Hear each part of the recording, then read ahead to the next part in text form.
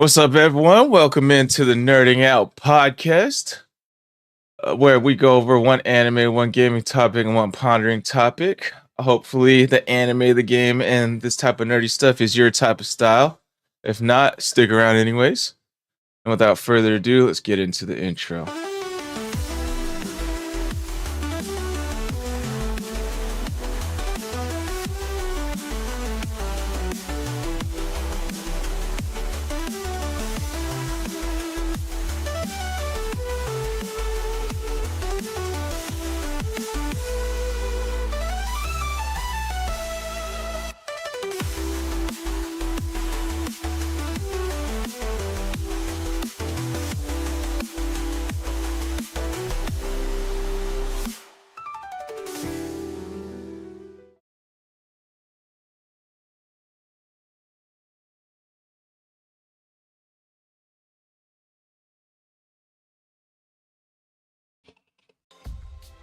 Alrighty, welcome back, everyone, to the podcast. So first and foremost, we will get into our intros. So I am SquallRush, gamer and podcaster. Kind of an anime nerd as well. Got the linktree /SquallRush. Check that out if you want to follow my other platforms. Please do. I greatly appreciate that. I got the Buy Me a Coffee account just in case there's no donate button wherever you're watching from. Let's see, announcements. I did just drop a new Sparking Zero reverse Nuzlocke video today. Yeah. It's God bless me you. versus DT Dub. Thank you. I'm using Super Saiyan Gogeta, the Z version. He's using Jiren. So check that out if you want to see who won and moved on to the next character. Got some new Pokemon TCG videos I'm working on next. And a new anime sessions video. It's gonna be a Death Note video, so be on the lookout for those. Intro question will be, who is your favorite Marvel villain? And mine is Thanos. All right, let's go with Hunter, 7 Ninja, then Brockstrap last. All right, everybody. You know it's Secret Code Sauce. You can find me at the local bar. And do I have any announcements? You can follow me on TikTok at Hunter on Tick. I got a couple of funny videos on there. Most of them suck. And who's my favorite Marvel villain?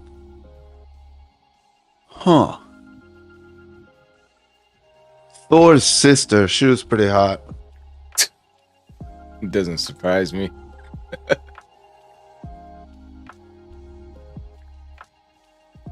Alrighty, 7 Ninja. Okay. I'm 7 Ninja 7. You can find me at MeWe, GameJoy, and Rumble. It should lead you right back to my Rumble channel. Anyway, my most recent thing I need to talk about. No, I don't got any announcements. So, my favorite Marvel villain has to be. I'm not necessarily sure if we're gonna say he's an outright villain, but like Star-Lord's dad, not Ego, but the pirate dad he had. Okay. Yondu from the Scavengers. Yeah, I'm not sure Ravager. His father. His Yeah, father. Yondu. Yeah. I may not be your father, but I'm your daddy. I'm pretty sure that was from the. Yeah, I think that's from the second one. Yeah, That's it was when the second one. That's when they meet Ego too. That's the same day, Yep. same episode movie. That's All right, Brockstrap, take it away. Rockstrap 55 on YouTube, Rumble, Facebook, and sometimes Twitch. Just pumping out Pokemon content. I was very inactive last week, and I might not be super active this week either. I'm just trying to get stuff balanced between work, family, and content. So, you know, just how it goes. But Brockstrap 55 again. And yeah, come check me and Squall out, do our Soul Link challenge. It's pretty fun. Good times.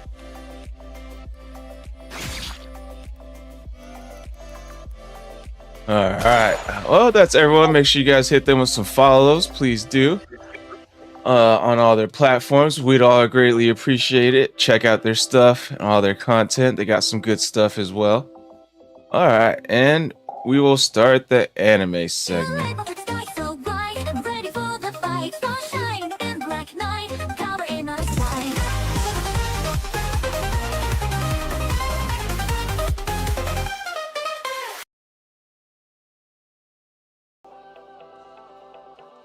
The videos. I don't stream on Facebook. Okay. All right. Welcome back, everybody. Today's episode, if you didn't see the title, is... Oh, shit. I forgot to change the Twitch title and stuff. Nerding Out podcast. Dororo episode. For all the viewers out there who didn't watch this anime, I feel sorry for you. It's actually awesome. I thoroughly enjoyed it. It was more of a shot at Hunter because he didn't watch it. I feel sorry for you. This anime was pretty awesome. Not gonna Don't feel lie. sorry for me, Mr. fucking Switcheroo. You said it was Switcheroo. gonna be invincible. I did not say it was gonna be invincible. I didn't You hear- suggested invincible, and I I said heard it was Dororo. gonna be. I said it was gonna be Dororo. Don't do that, Brockstrap, you fucking asshole. You watched Invincible with me, motherfucker. You can't switch sides now. We both That thought it was wasn't Invincible. that wasn't at his direction. That was all me. You said on the 25th. What's our next show? And if there's none, is everyone okay with Invincible? Invincible is definitely a good one, but Goblin Slayer is next, and the other one after that is chosen already too. I forget what it is though. Seven Ninja. What is it again? But I'm down for Invincible after. And Seven Ninja put Invincible. Bring in No. the receipts. No, Here, let me tag you for the receipts. Secret cold sauce. Hang on, read it again. You just fucking said. I'm gonna read it, motherfucker. I know. Hang on. How far up is this?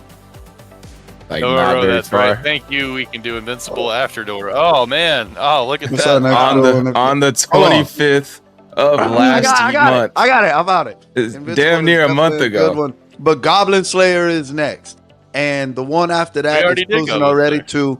I forget what it is. Ninja. What was it again? But I'm down. But I'm down for Invincible after. And then After the one Seven put Ninja chose. Poo poo pee pee. Bo bo bo bo bo bo bo bo bo bo. And then he went back on his own suggestion and said more like no no no no no no no no no no. And I was like, more like yeah yeah yeah yeah yeah yeah yeah yeah yeah yeah. Oh no. You guys are fools. And I then can't. I did. can't Ninja clip that. says, Goblin Slayer for nerding out, and then after that, something's wrong with my phone. Yeah.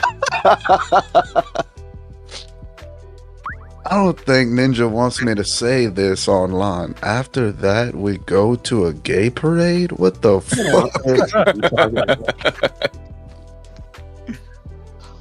Oh no. All right. Dororo, right? Alrighty.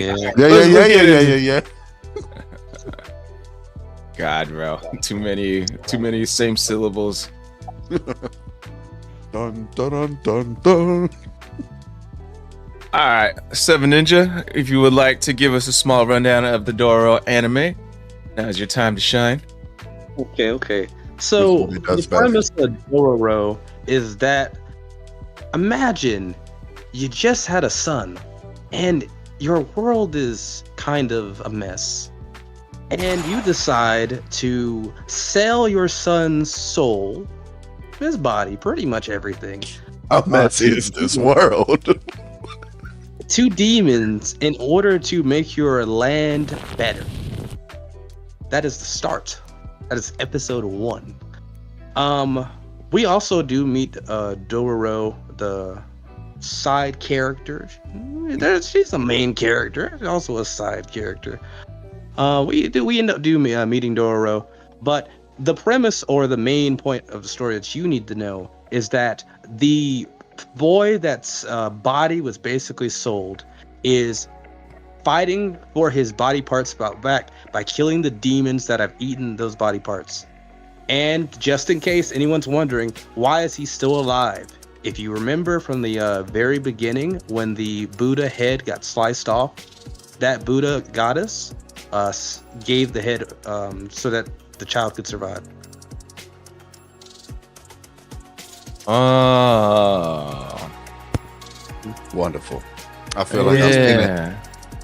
I just watched like an episode where the mom was talking about the Buddha head. I forgot about that part. Yeah.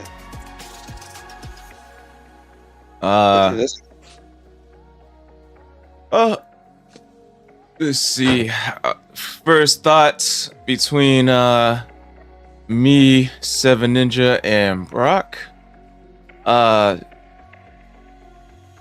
So it's basically a story about the boy who gets his body parts back, and he's badass as fuck. It's all about those hands. He ain't no wimp. That usually Secret Call Sauce over there is turned off by animes about. So he would have enjoyed this one. And he goes on a journey to get the stuff back, and he's super cool while doing it. There's even a part where he actually gets his real leg chewed off, and he's still all about them hands. He's trying to go back in there and keep fighting. So just trying to make Secret Call Sauce mad that he didn't watch it even more, because it almost sounds like it almost makes me want Amazon Prime, you rich bastards. I think he's still stuck on Invincible, but anyway. All right, Brockstrap. I think you've seen enough of like your little cliff notes or whatever. What do you think of the anime so far? It is looking pretty cool. The animation's done really well. The characters are interesting. It does seem like Hyakkimaru is definitely the kind of guy that like is just gonna be relentless, right? No matter what situation he's in. It has the moves. Yeah, bro, Hyakkimaru's a dog. Yeah, it looks like it. I find it interesting. We mentioned this a little bit before the podcast, but it looks as the more he gets humanized and loses his prosthetics, the more vulnerable his body will become. But he also has that inherent drive, like you were saying when he was getting that leg bit, that didn't seem to slow him down much, because he already kind of, I don't know if it's like a mind over matter kind of thing, but yeah, it looks pretty good. The anime style is done really well. It kind of has that darker kind of more, I don't know, kind of like Grimgar-ish style animation, to where the movements are pretty fluid, but it's kind of got just that overlaying kind of dark lighting for a more serious tone. I see what you mean. Overall, just kind of cool. I mean, I guess that isn't really like a good description, but I'll definitely want to get into it a bit more.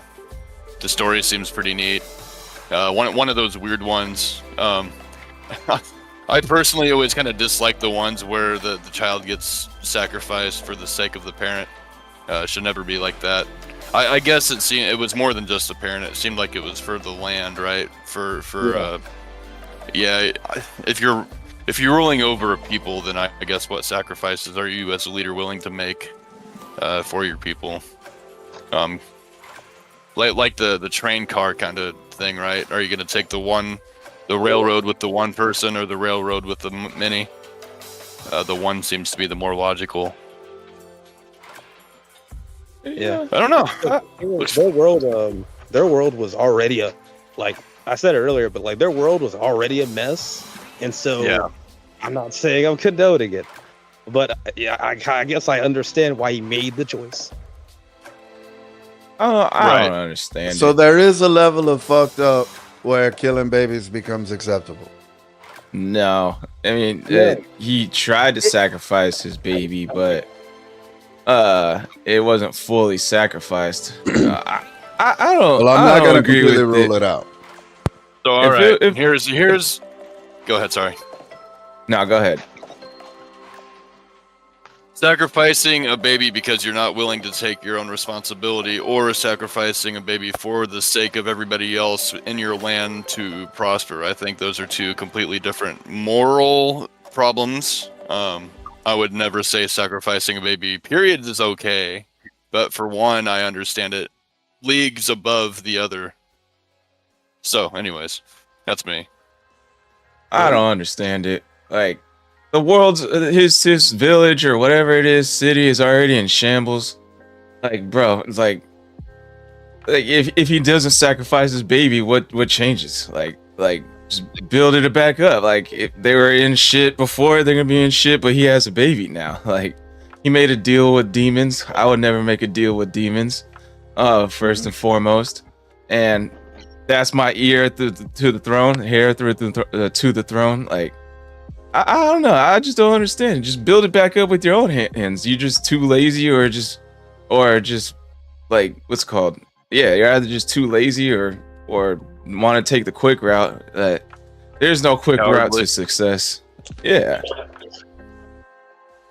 that's just my 2 cents on it. What about you, Seven Ninja?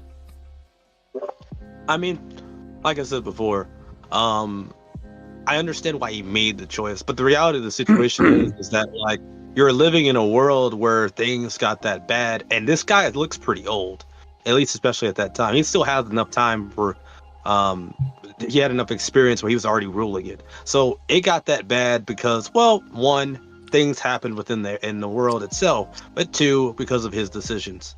And so, and he is the leader, so it is his fault at the end of the day. Hmm. So, given that it's his fault that his little village turned to shit, now he's taking the easy route out and sacrificing his kid for demons. And See, then I definitely don't agree with that. Man, take responsibility and build it back up, or get dethroned and have someone who has better potential than you to build the city back up. Oh, for sure. mm, No, there's So a it's reason. more. Go ahead. No, I was gonna say there's a reason pride is a sin. If you're too prideful, then it can harm others. You know. Yeah, to me, that's even more selfish. He didn't want to lose his spot as the king, so he sacrificed his son. And like later in the show, he tries to frame it like he tells his son or something like that. We sacrificed the. Would you rather like set the boy free and destroy all the demons, so you can have your innocence, or like lose like the whole village's prosperity over this? Like, and then they were like talking about like you wanted to do this for your own ambition and like not the village's, and he's like the village's ambition is my ambition, and all this stuff. He like tries to frame it like he's doing it for the village, but like everything like I'm hearing now is just nah, dude. He's just selfish. I don't know. like I said before, it's like at the end of the day, it's not like he was super young. He has been there for a while. You can see the experience on his body, his age. And so he's been there for a while. If it got like that, it is his fault. Yes, I think he was in a war with someone, so maybe you could argue something there as well. But at the end of the day, that is still on him at the end of the day. You know, leaders always have to take the fall. Another point we have to look at would be the fact of the demons are killing people. Like, regardless of how good their world is, the demons are going around killing people. And you're going to have to deal with it at some point because they are getting worser and worser. And that is something that kept being true.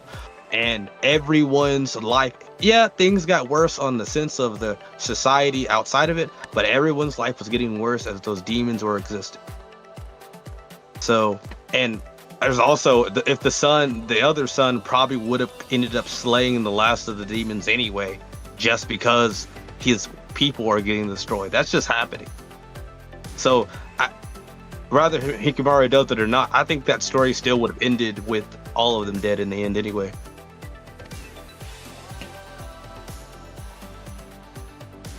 Go ahead, Brock. Nothing to deal with the actual anime, but Cold Sauce was whining about Amazon Prime and us being rich effers. So is that the excuse to not watch Dororo? Oh, damn. Oh no. Because, like, if that's the case, like, what are you watching Invincible on? They're on the same streaming platform. I think he stepped away. Where's He the might have. response, Hunter? Where's the response? Fuck, I've been talking to you with a mic, with a fucking muted mic. No, I think that the website, yeah, it is the reason that I couldn't watch Dororo. But the reason that I can watch Invincible, there's this website. I'm not sure if I should say the name of it. on Okay, here. okay. Pirate Yeah. Yes, because Yeah. I'm a pirate. Yeah. I'm looking for the One Piece right now. booty That's pirate. why I couldn't watch Dororo. I was busy looking for the fucking One Piece. Oh no. 7 Ninja gave you the website yesterday. I'm Yesterday, not surprised. I am you not want me to watch surprised. a whole fucking anime yesterday? Hey, I say 5 episodes. We Five give up 5 episodes at least. Lacey gets free Last time I with did her 5 job. episodes, y'all was like, "Oh man, you didn't watch enough." Look, Just enough 5 for like the episodes. world and animation. With some thoughts. I was on to say it. it was kind of weird. You were just letting me poo poo on you there for no comeback. Yeah, man, I was fucking talking, and then this thing was muted. That's all right. Oh, hilarious. I muted myself because I'm eating chips right now. I'm on my last can of chips, and Okay. yeah, they're You muted medicinal yourself chips. They have special creams and herbs in them. It's let me see what it's called: sour cream and onion. There we go. Yeah. To his defense, I'll be fair on this. I do have Amazon Prime, and I still didn't watch it myself. So, Oh yeah. to be fair, Oh yeah. Ah. So, what do we think about the main character? Which one? Dororo or Hyakimaru. Hyakimaru? Hyakimaru. In some form of way, I mean, his character, especially in the early steps, he's just purely a man of action. We don't really start hearing his voice until like at least around halfway. But like you can kind of see it, like how like a Goblin Slayer is so focused on the goblins, like he's focused on getting his body back. Yes, he does care about Dororo, but like this is just on him. He wants his body back, and he rightly so. We could see, I think the B.Y. Maru, or the priest, the blind priest Mm-hmm. with the sword for Ebrock's trap. We could see with him, he was saying like, hey, you know, the more and more you're getting your body parts back, the more you're becoming damaged as a person, because you're becoming more machine-like. You're becoming more, and like I think it was the girl that was acting as a I think they call them geishas in some senses, but she in this sense is a prostitute. She was able to heal his Years. energy. You're talking about What'd you the say? Mio, the Yeah, singing Mio. chick, right? The singing, she does do some singing. Yeah, that's right. But yeah, Mio, because like yeah, he first got his ears or his hearing back, and everything was too loud until he heard her off in the distance singing, and then like it kind of calmed him down from everything being too loud. yeah. So like, we were seeing signs of him I don't know outright if he would have became a demon, but I think I'm gonna take the route of Sekiro. I don't know if you guys ever played Sekiro, but there's a Shura path, and then there's the and in the Shura path, he becomes a more warpath kind of person. Not just I'm good at my craft, and I want to serve my lord. He becomes a person that just goes for kills just for killing. And so I believe the path that he would have ended up taking is the Shura path had he not had something to calm his nerves, his spirit down. Yeah, honestly, I think she, not her directly, like made him more on the evil path. But it was like the fact that like the samurai or whatever like raided the village and like killed her and like the kids. And then once he heard her like singing weekly, he like understood that she's dying. And then he went on a crazy like anger, like slayed like the samurais and stuff there. And then that's kind of like what tainted his energy. Like I think like the blind guy like saw the like, oh, he's killed humans before now. Holy shit. I just watched the Dororo AMV. I fucking missed out. This chick is badass. What chick? Dick. You telling me that's a dude? That's been a guy this whole time. Telling you that's a dude. The one that looks like kind of like Madara. Yeah, that's a Yeah, that's a dude. That's a With whole the- dude. With the black hair and the red eyes and the fucking, he's got knives coming out of his elbows. Yeah, that's a dude.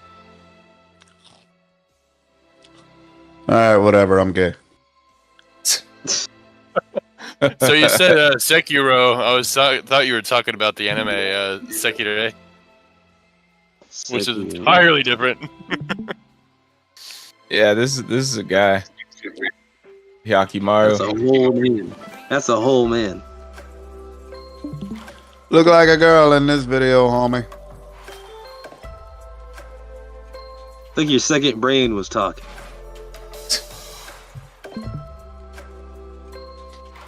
Me specifically, at least I kind of wanted to bring up like, how is he so strong? Is it just because like he's the father to, or he's the son of the Daigo Lord?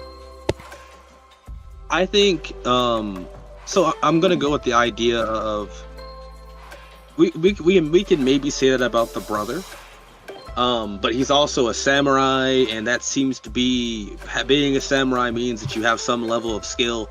Of course, when you look at the samurai that that fight in the war, they're not that great, so I don't really know on that opinion. But going back to Hakimaru, at least, like when you think about it, right, like this guy's missing all of his body parts at the very beginning, and he has to learn how to use it. This guy is probably pulling some like Daredevil type stuff, where like he's having to like feel the vibrations in the air. Matter of fact, do you remember when we watched Blue-Eyed Samurai, and the blacksmith guy was having her train using the vibrations to perfect herself? In that way, I believe it's the same logic, because he has to fight in a way that allows him to be able to see without being able to see, to hear, to be able to hear. He's using his senses that he doesn't have, or just using the spiritual senses. And in this way, the spiritual senses and the learning of a body that doesn't necessarily exist has allowed him to be able to fight targets that, in theory, even the weakest person should not be able to handle. So it's because he's blind. He's able to. His senses are heightened. Yes, greatly heightened. I mean, he's missing everything. Yeah, he can't feel. He can't feel. He can't smell. He can't hear. Can't see. He can only sense energy, I believe. At the beginning, at least. Bro, that opening scene when he was first introduced. What is that? Ice cream? Sushi bake and seaweed. Gucci bake? What's Gucci bake? Feeling a little weak. Sushi. Oh, sushi bake. Sushi. not Mm, not the other little thing. Mm. Seaweed. Yeah, that first episode, the opening scene when like Hyakimaru was born, and they showed the baby, like, there's something wrong with the baby. And they showed it. Oh God, bro, that was horrifying. Seeing like no eyes, no nose, Is and that just like like Full Metal Alchemist, like mother coming back, kind of gruesome, or what? it was. I think it was worse than that, to be I honest. think it was worse. Yeah, it was, Would you say it beats the daughter that got mixed with the dog? that was not like horrifying. That was just more of like sickening, you know, like this bastard. Like I was more pissed at the dad than anything for doing that. He's talking to like- after Scar killed it, right? That was sad. No, like this was like actually like, oh God, like horrifying. Like I was like scared to look at the baby, like because it was just so gross and nasty. Like it was a big shock to my senses. I'm not gonna lie. 'cause Like the after other some- ones, Full Metal Alchemist was just more like I just felt hatred for the dad. Go ahead. Right. Mhm. Yeah. Yeah. No, because the Um, corpse of the dog Chimera thing was looking pretty gruesome after Scar got through with it. Oh yeah, that Yeah. made me sad, bro. That was just sad. I wasn't sad over the baby, like looking like that. I was just horrified. Right. But yeah, I think this anime kind of gives me like Devilman Crybaby, Cyberpunk Edge Runner vibes, like the animation at least. I don't know about the story.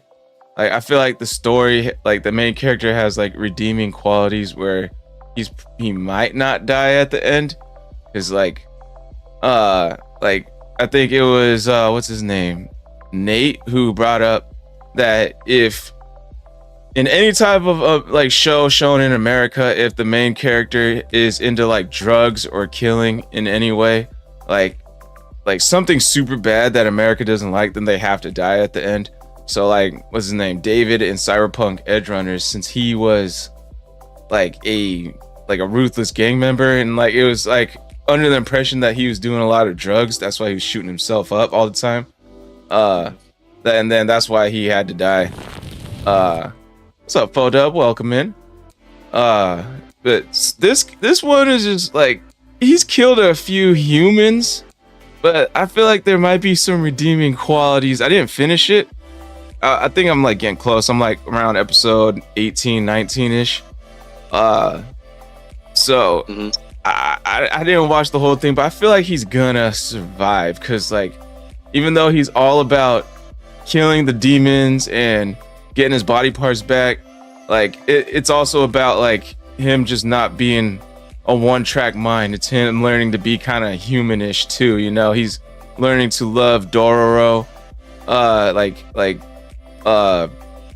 He goes back to his dad, and like, or not his dad, but the guy who gave him his prosthetic limbs, and like that guy can see that like he's missing a leg, one of his prosthetic legs, and he's like, hey, I need a new prosthetic leg. And he's like, no, I'm not gonna give you one. I can see you're turning like evil. If I give you a prosthetic leg, you're just gonna keep going down the wrong path. And like he's like, you don't really have anybody. He's like, no, I do. I got Dororo, even though Dororo's not here right now. And then like his dad's kind of like, wait, what? You found someone that you actually like care about now? So it's like about like him. Dr. Shukai? Dr. Shuhei. I think it was the guy you were talking about that's like who gave him his prosthetics before the podcast. Yeah. That guy. Jukai. Oh, Shukai. Yeah. I don't remember his name, but let's call him that.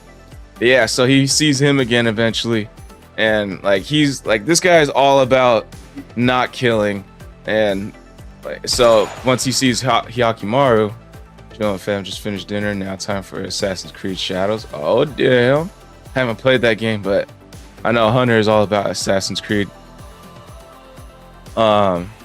Yeah, so it's I feel like since he's like after like Dororo again, like it kind of shifts like the goal of him Playing being the Assassin's Creed wanna. right now. Oh, yep, called it. So it kind of shifts his goal of wanting to just get his body parts only. Yeah, that's like his goal still, but it's more about like him and like his love for Dororo Right. and becoming like more human. I don't know. Maybe thing- one of you guys can correct me if I'm wrong. Go ahead, Summon Ninja. One thing I'm kind of bothered by, like, I get it to an extent because, like, you start asking that question, like, when he starts getting his body parts back and the world's getting worse. It's like, is it a good idea that the world gets worse just because you get your body's parts back?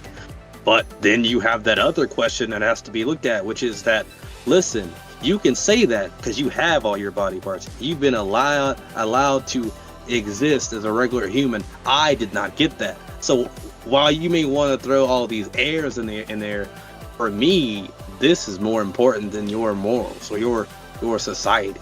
And so it's like you see that question come. It kind of bothers me. I see why they're bringing the question up. At the same time, it's too late. It's way too late. I feel for this dude a little too much. And I think if I were to redo this story, I think that we should have seen more of the effects of him getting his body parts back early on or throughout the story.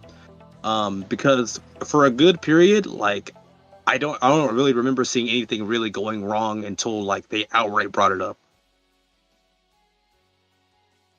I like the fact that he doesn't really dwell on like anything either. He just keeps moving forward. Like when he first meets his parents again for the first time, he's like more interested than anything, like and curious. Like I want to meet these people, kind of just popping up out of nowhere, and then they're just trying to kill him, or the dad's trying to kill the son, Hyakimaru. And like afterwards, after that whole ordeal happens, like he doesn't really like sit there and mope or anything. He just keeps trying to kill demons to get his body parts back. Is like, so I kind of like that part about it. It kind of, I mean, there's like flashes in his head of his mom saying, "I can't save you," blah blah blah. But like he doesn't really like sit down and cry about it or nothing. Like it kind of like portrays him as like this boy who's still kind of learning how to be human and process emotions a little bit.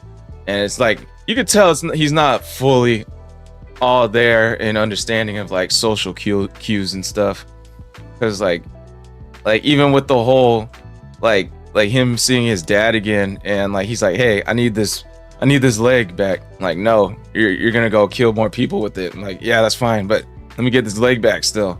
Like he doesn't really understand like killing people is wrong. He's like innocent as fuck, you know. He's what was I'm kind of losing my train of thought, but you get what I'm saying, right? He's so innocent. He kills many people. Well, It's like because like he's like a baby still in like an older version. Like he doesn't really know right from wrong. He's just kind of going forward. Toxically innocent. Yeah, Chaotic good. pretty much. But I'm just kind of rooting for him. Like hopefully like because like after like Mio dies and he kills all like those samurai, like the blind guy, like the way he sees people is like he sees like a grayish aura like in the shape of a human ish, and like that means they're good people if they have that. If they have red around like as an aura, that means they're evil, and he like goes and attacks them. And like the blind guy can also see people, like the blind old man can also see people like this. So when he looks at Hyakimaru after that incident, he sees little traces of red in his aura, in Hyakimaru's aura. So like I'm kind of hoping he somehow purifies all that nonsense that happened. I feel like that red, at least for Hakimaru, is more like rage, more like if you started liking people and then people were taking those people away from you, you can kind of see how that would cause a resentment towards maybe not humankind, but like samurai in this case. And so it's like he might become that might have been just a more of a hatred energy. That being said, red shows up differently depending on who you're dealing with. Yeah. Honestly, I feel like it would have been I'm glad that the Biwamaru, the priest, ends up being that sort of father figure for him throughout the story. Because at the end of the day, I'm not a fan of pacifist at all, but like the doctor guy, the puppeteer guy, he's missing a lot of information. He has no idea. And he just straight up says, like, I don't want to give you your leg back because you killed people. But it's like, yeah, you got to defend yourself in this world. You might get attacked by demons, So it's just like, I am kind of glad the priest is there, because the priest is like that middle ground, which is like, yes, there are bad people out here. There's also good people. And he was kind of that guiding figure, even though it wasn't that way in the very beginning, because like at the end of the day, this is a stranger. But over time, they learned from this guy. And so I'm kind of glad he was there in the place of that puppeteer guy. Okay. And he shared the same like blindness where you can only see energy as Hyakimaru. Mm-hmm. Yeah. I did like how, I remember like Hyakimaru's dad also, his energy, I think his energy had traces of red as well around him. Like kind of the same as Hyakimaru's. I'm kind of like, I didn't watch all the way, so I'm guessing they'll reveal why that is later in the anime. Because like, as far as my knowledge is, like, I didn't see his dad kill any humans. He just sacrificed his son to the demons. And he's just like lying about it, like being like, nah, I did it for the village, when he's just selfish. I think you've seen this. Have you seen the mark on his head? Yeah. Yeah, like that's like, I think his is more concentrated versus like it being very radical and explosive. Like the demons, his is a lot more concentrated because he's the one that made the deal.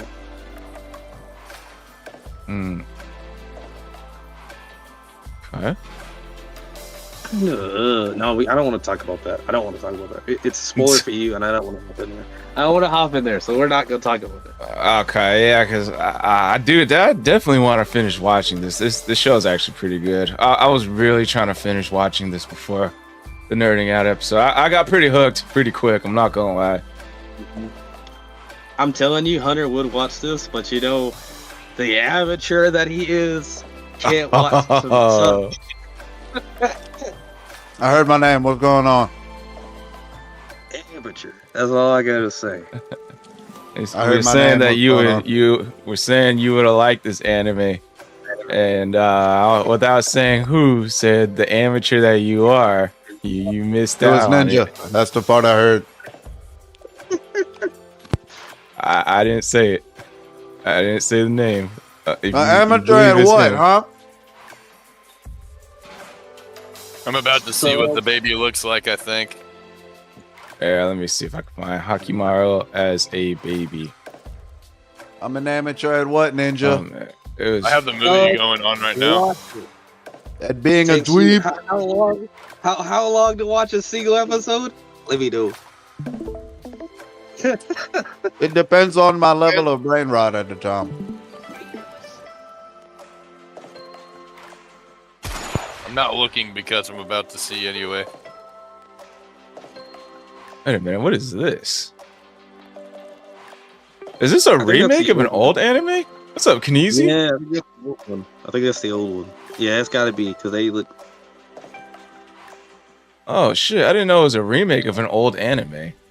Yeah. I like the new version. It's pretty good. Dororo first anime. Oh shit. It looks like a re-dead from Legend of Zelda Ocarina of Time. Mm-hmm. If I were to go. And they made Hakimaru look so muscular back then. Yo, Kineasy just raided the stream. Hey, appreciate you, broski. Let's see, what soundboard should I play? Where the hell is my mouse? This is what I'm thinking of here when I see the baby.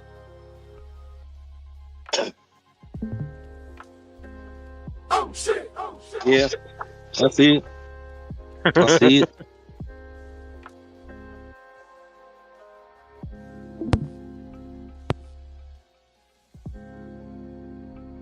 Yeah. See it. All right. I do kind of like, because I remember a Devilman Crybaby had like a really old anime and like a old manga.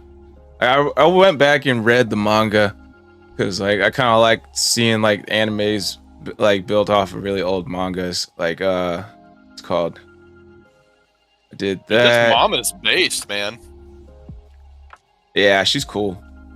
She's like You the wanna only get that normal thing. one. Even like Parasite. Have you guys seen Parasite? Yeah. I've only seen some clips. So Heard it's that good. I Yeah, watched that's a it all cool the way one. through. so like It's at the toward the like you know how at the beginning it looks like a they got cell phones and all that stuff. It looks like it was made recently, but toward the end they're like in like a forest and stuff like that to fight the final boss, and like he's like taking refuge with an old lady. I'm like, this feels very old school now all of a sudden. So I like looked it up, and Parasite was actually based off a really old manga from like the 50s or 60s as well. Bodub says the Parasite was great, but the main character cried a little too much. Don't say that, bro. We're gonna do a Parasite episode in the future, and we don't want Hunter to It's and too not late. watch again. I heard it. I'm already done. Parasite. When did the Parasite manga come out? You'll get Blaine. Don't worry about it. No, it's really cool though, dude. Actually, What? Parasite. Oh Like yeah, the- it's cool. The brain twists and like just the action sequences are all really dope. It's Mhm. got a couple it's got a baddie scientist lady in there too, so That if sounds that's, like Attack that on sounds like Titan something now. to entice Secret into it. Let me see if I can find the photo that Bodub says not as bad as Attack on Titan. Aaron does the most crying for any main character. That's powerful. I don't know. I feel like Aaron was all about those hands, bro. He's really trying to kill like those Titans. Is he talking about when his mom died? Yeah, like I could see like every time his friends die or something, he's like crying a lot. You and cold toss is crazy. I don't understand. All right, let's see, we're getting to the top of the hour here. Wait, what's Anything going else? I was Anything watching a else video. you wanna bring up about Dororo 7 Ninja? It was a great anime. I thoroughly enjoyed it. I'm going to give this one an 8.7. I thought you said it was great. Yeah, It's great. anything 8 above is great.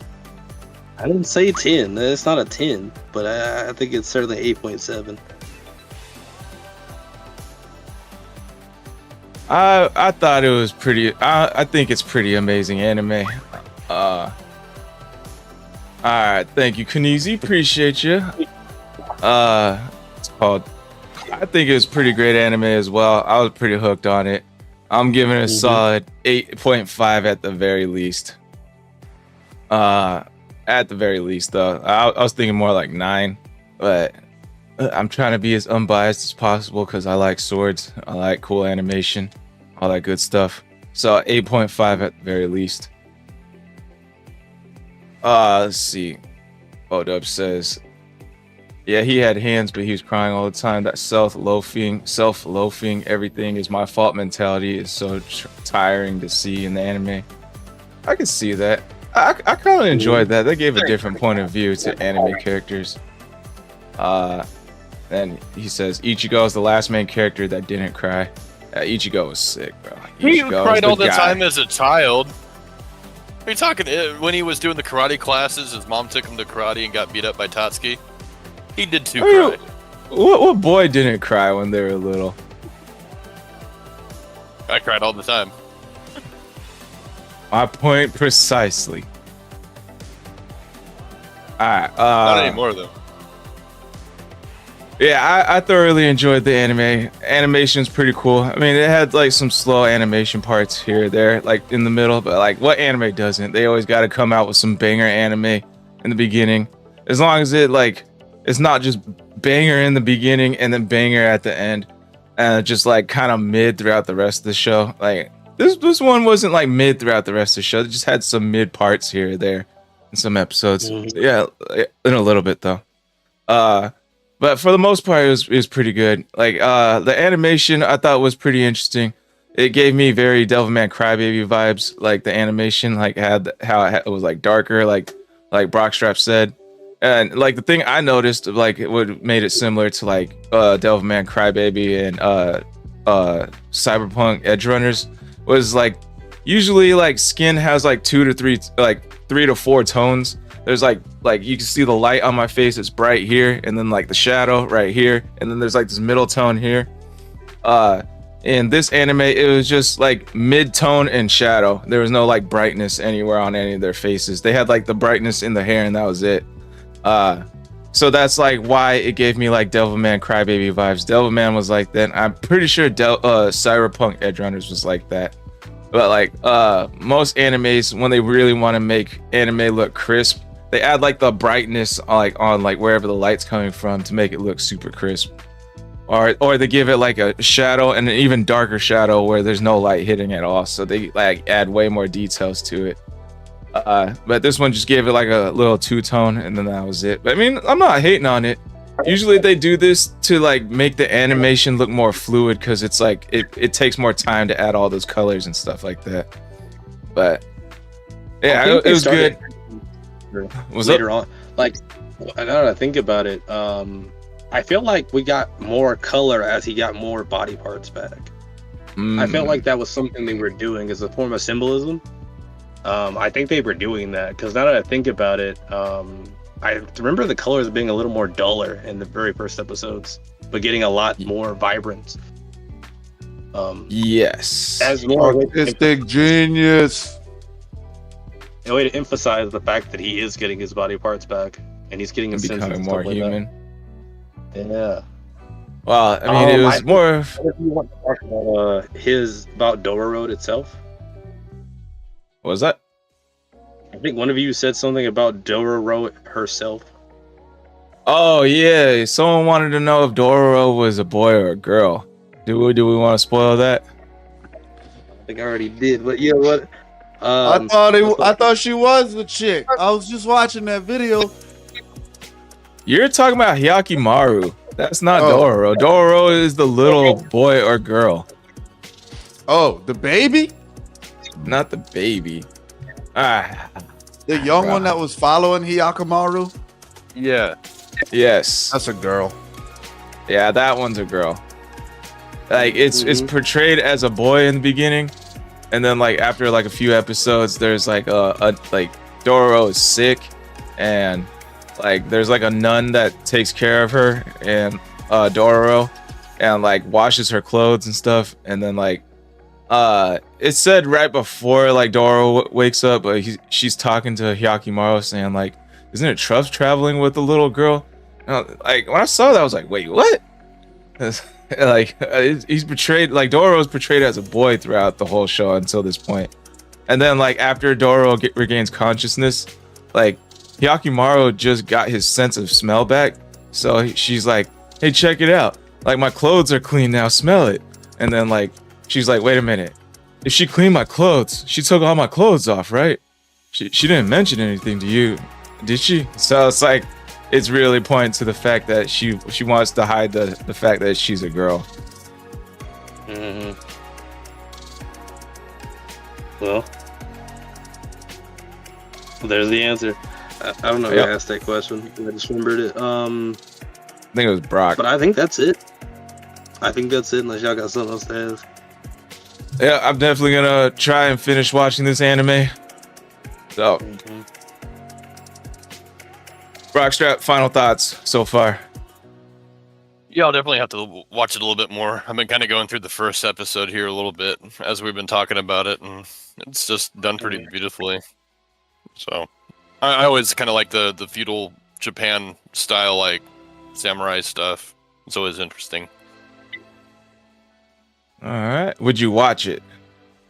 Oh, for sure. Okay, cool. All right.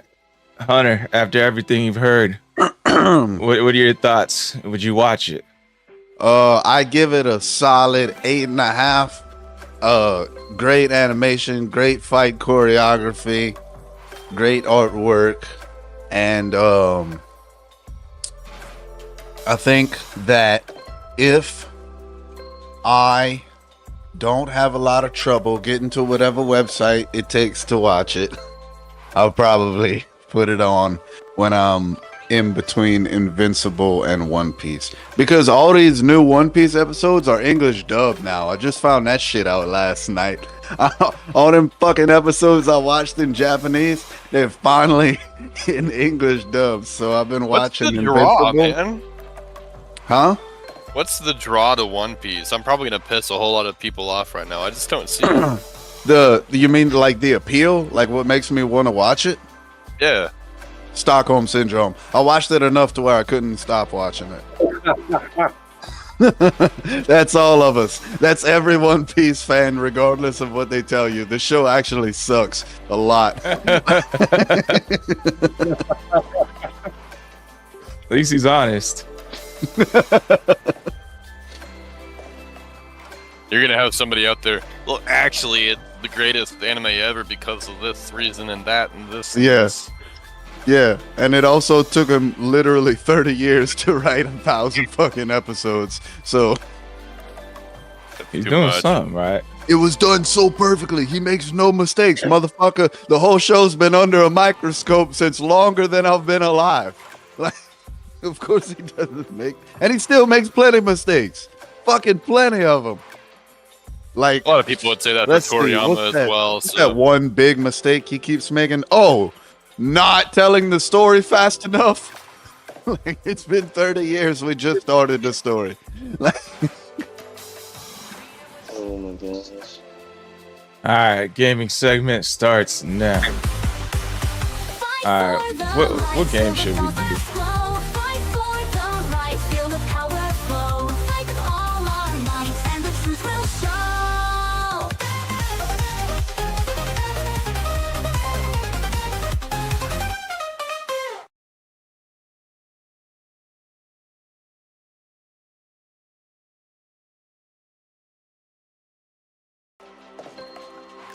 I didn't play the new one. By the way.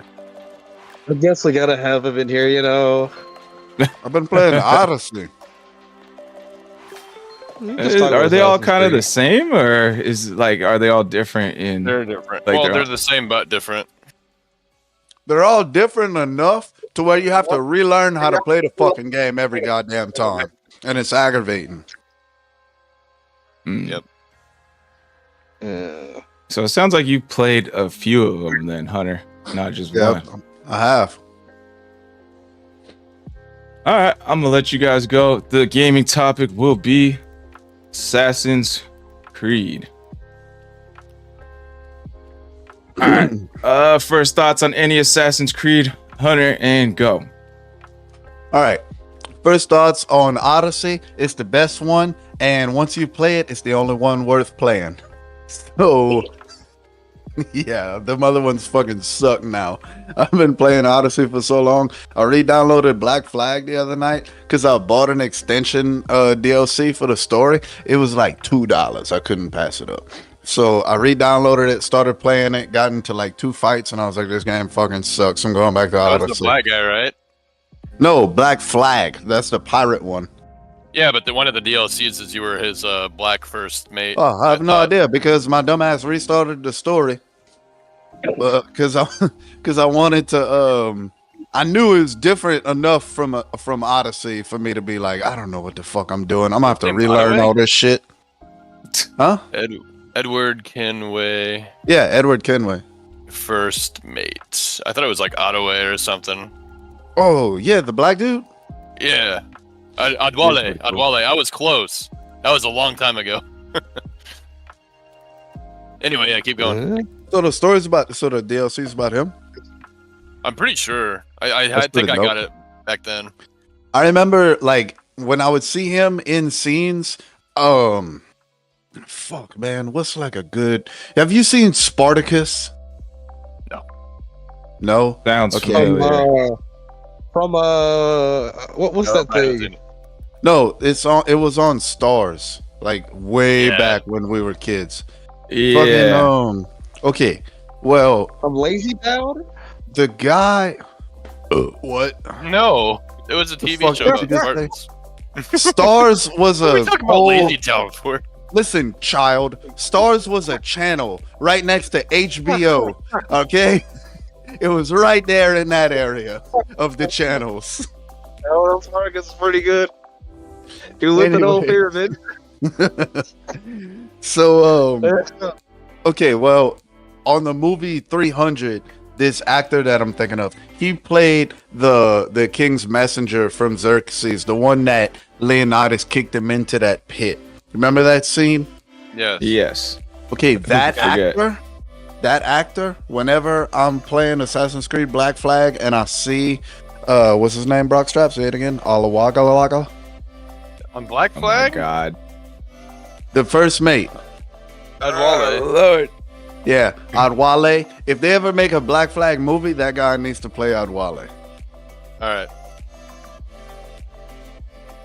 So you said Black Flag wasn't as good as Odyssey? None of them are as good as Odyssey. The mechanics, the fucking controls, none of them are as good as Odyssey. They're all like the movement and everything fucking sucks.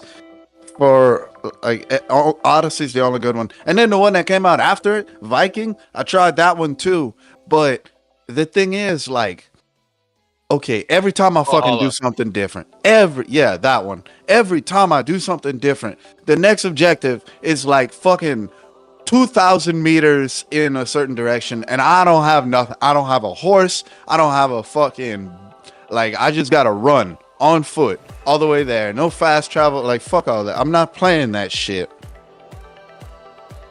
Part of the game. It's the journey, the exploration. Yeah, Kidding well, me? it takes too long though. It'll take you like fucking 20 minutes to walk from somewhere to another. Like, you know what I can do in I can eat fucking 4 Hot Pockets in 20 minutes, Fine, I'll Rockstrap. give you an Assassin's Creed game that you can finish in only 5 minutes for a whole $70. Black Flag. You want longevity to a game, man. If you're gonna spend $70 on a new release, you want to get at least Yeah. $1. But per that hour longevity out of that has to game. come with doing things, not pushing the stick forward for 20 What do you fucking mean minutes. doing stuff. Oh, I'm No. gonna play this game to not do things? I'm just no, exactly. That's why I don't like Vikings. I mean the Valhalla game, because it's not doing anything. It's just running to the next objective for an hour and then fucking watching a cutscene, maybe Then getting don't in get a fight. sidetracked. There's no such. It's 2,000 meters away, Brockstrap. It's It's only like 20 football fields. What are you talking about? exactly. Why the fuck would I want to do that on a video game? Like, you could give me other shit to do between those 2,000 fucking meters. It's fucking terrible, and it sucks. And it's not fun. It's not good. It's not a good game. Assassin's Creed Valhalla sucks. Black Flag, it's all right. Origins sucks. The original trilogy, I'm not even gonna touch that with a 10-foot pole. Those fans are just like One Piece fans. They're fucking ridiculous. Secret cold sauce is shitting all over your favorite Assassin's Creed game. Oh. Valhalla? Ah, no. Yeah, it's terrible. Sounds like All right. something I can recall someone. All the Assassin's Creed games are fun. You start off with the protagonist Desmond Miles, and then he is for the first 3, which the second one has 2 of its own follow-ups. You have Assassin's Creed, and then you have 2, Brotherhood, Revelation, then 3, all with the main futuristic protagonist. I like him a lot. He's pretty cool. A lot of growth and development, obviously, during like the 5-game span he's around. They don't all, like, not all the assassins are related, but a couple of them are. And it goes through this thing called the Animus. The Animus is what lets you in present day look back on your ancestors. So that's how Desmond, he's a long lineage of these assassins, and that's how he's able to go back and look, and that's how you're able to play. You get to a point to where Desmond's not around anymore, and then you're kind of like this faceless Abstergo agent, and that's when you go into the 4th one, the Black Flag that he was talking about. All of those games kind of all play the same. Then you have a couple more that come afterward, I think, like Unity, Syndicate, those are like France, Britain, and then so each one kind of has its own, I would say, era and area, right? Kind of sound the same.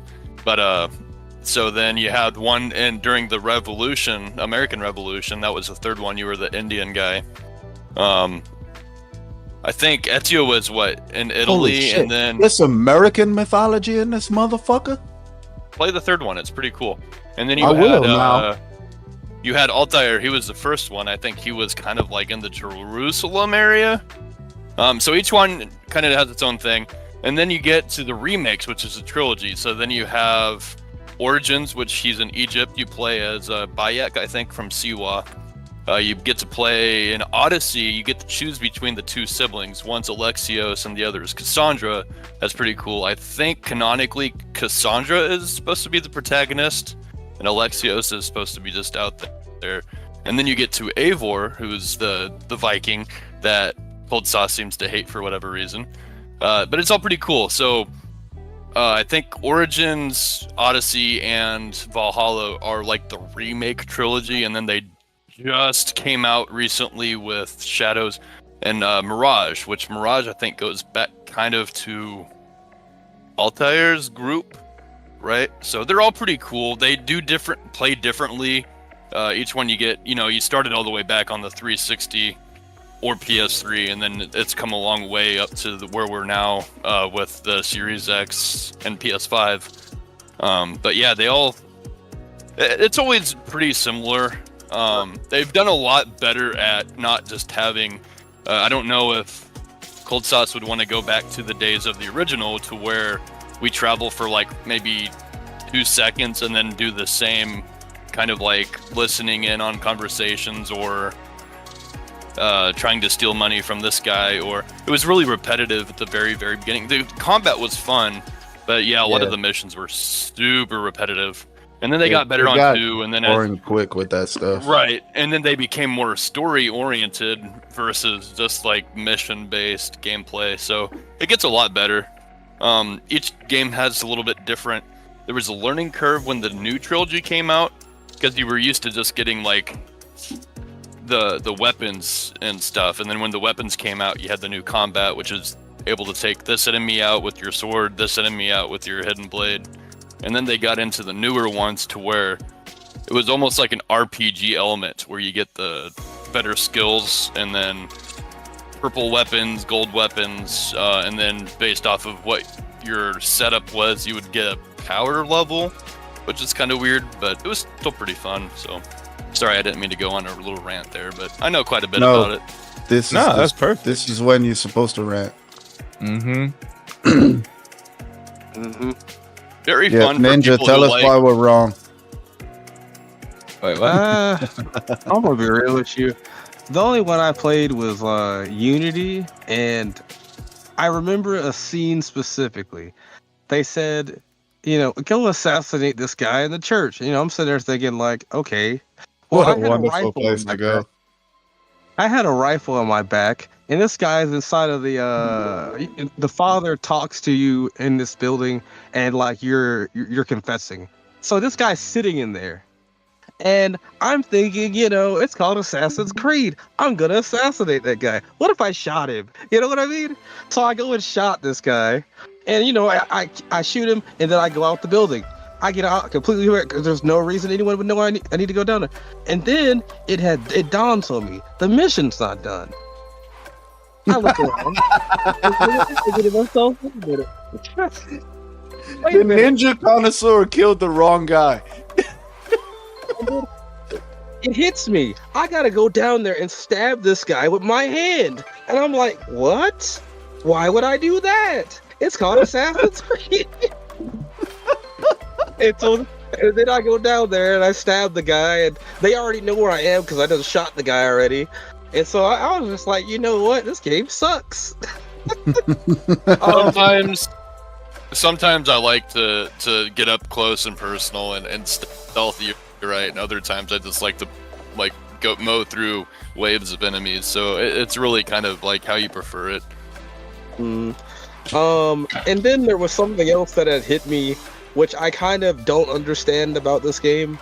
And that's the idea that I can wear just about any color of clothing.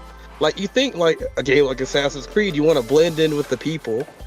You're gonna wear outfits and stuff that look like the enemies around you or the people around you. I remember in the first game you were walking with these priests who were wearing the white robes. I was like, I get that. Your outfit does look like that. But then you start seeing the assassins are wearing hoods and stuff with random colors that look nothing like the people around them, and they're just sitting there in the open. And you know, my brain, because I'm a ninja connoisseur, I think about these things. How am I going to approach this situation?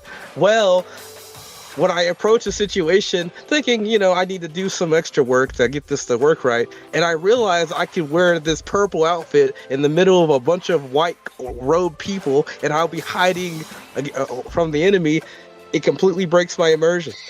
So I'm just Right. like, bro, this game, why are they wearing these hoods in the middle of nowhere? Like, I mean, a hoodie makes sense, you know, in modern times or during when you're, you know, with some church people wearing Or if robes you're a something. Jedi. You know, a hoodie makes sense in certain situations, but to be wearing an outfit that's completely shut, hey, I am the assassin, you know, to be wearing that kind of outfit everywhere is wild to me. And so, you know, Yeah, because how are people I that you couldn't- walk past, how are they not looking at you like, what the fuck is this guy wearing? and especially in Unity, everyone knows who you are. Everyone knows who you are. So that already says this guy's a bad assassin. Why did you know who I am? I did And hear then- though. I used to like because I followed a guy. His name was like Rogue Shadow, whatever.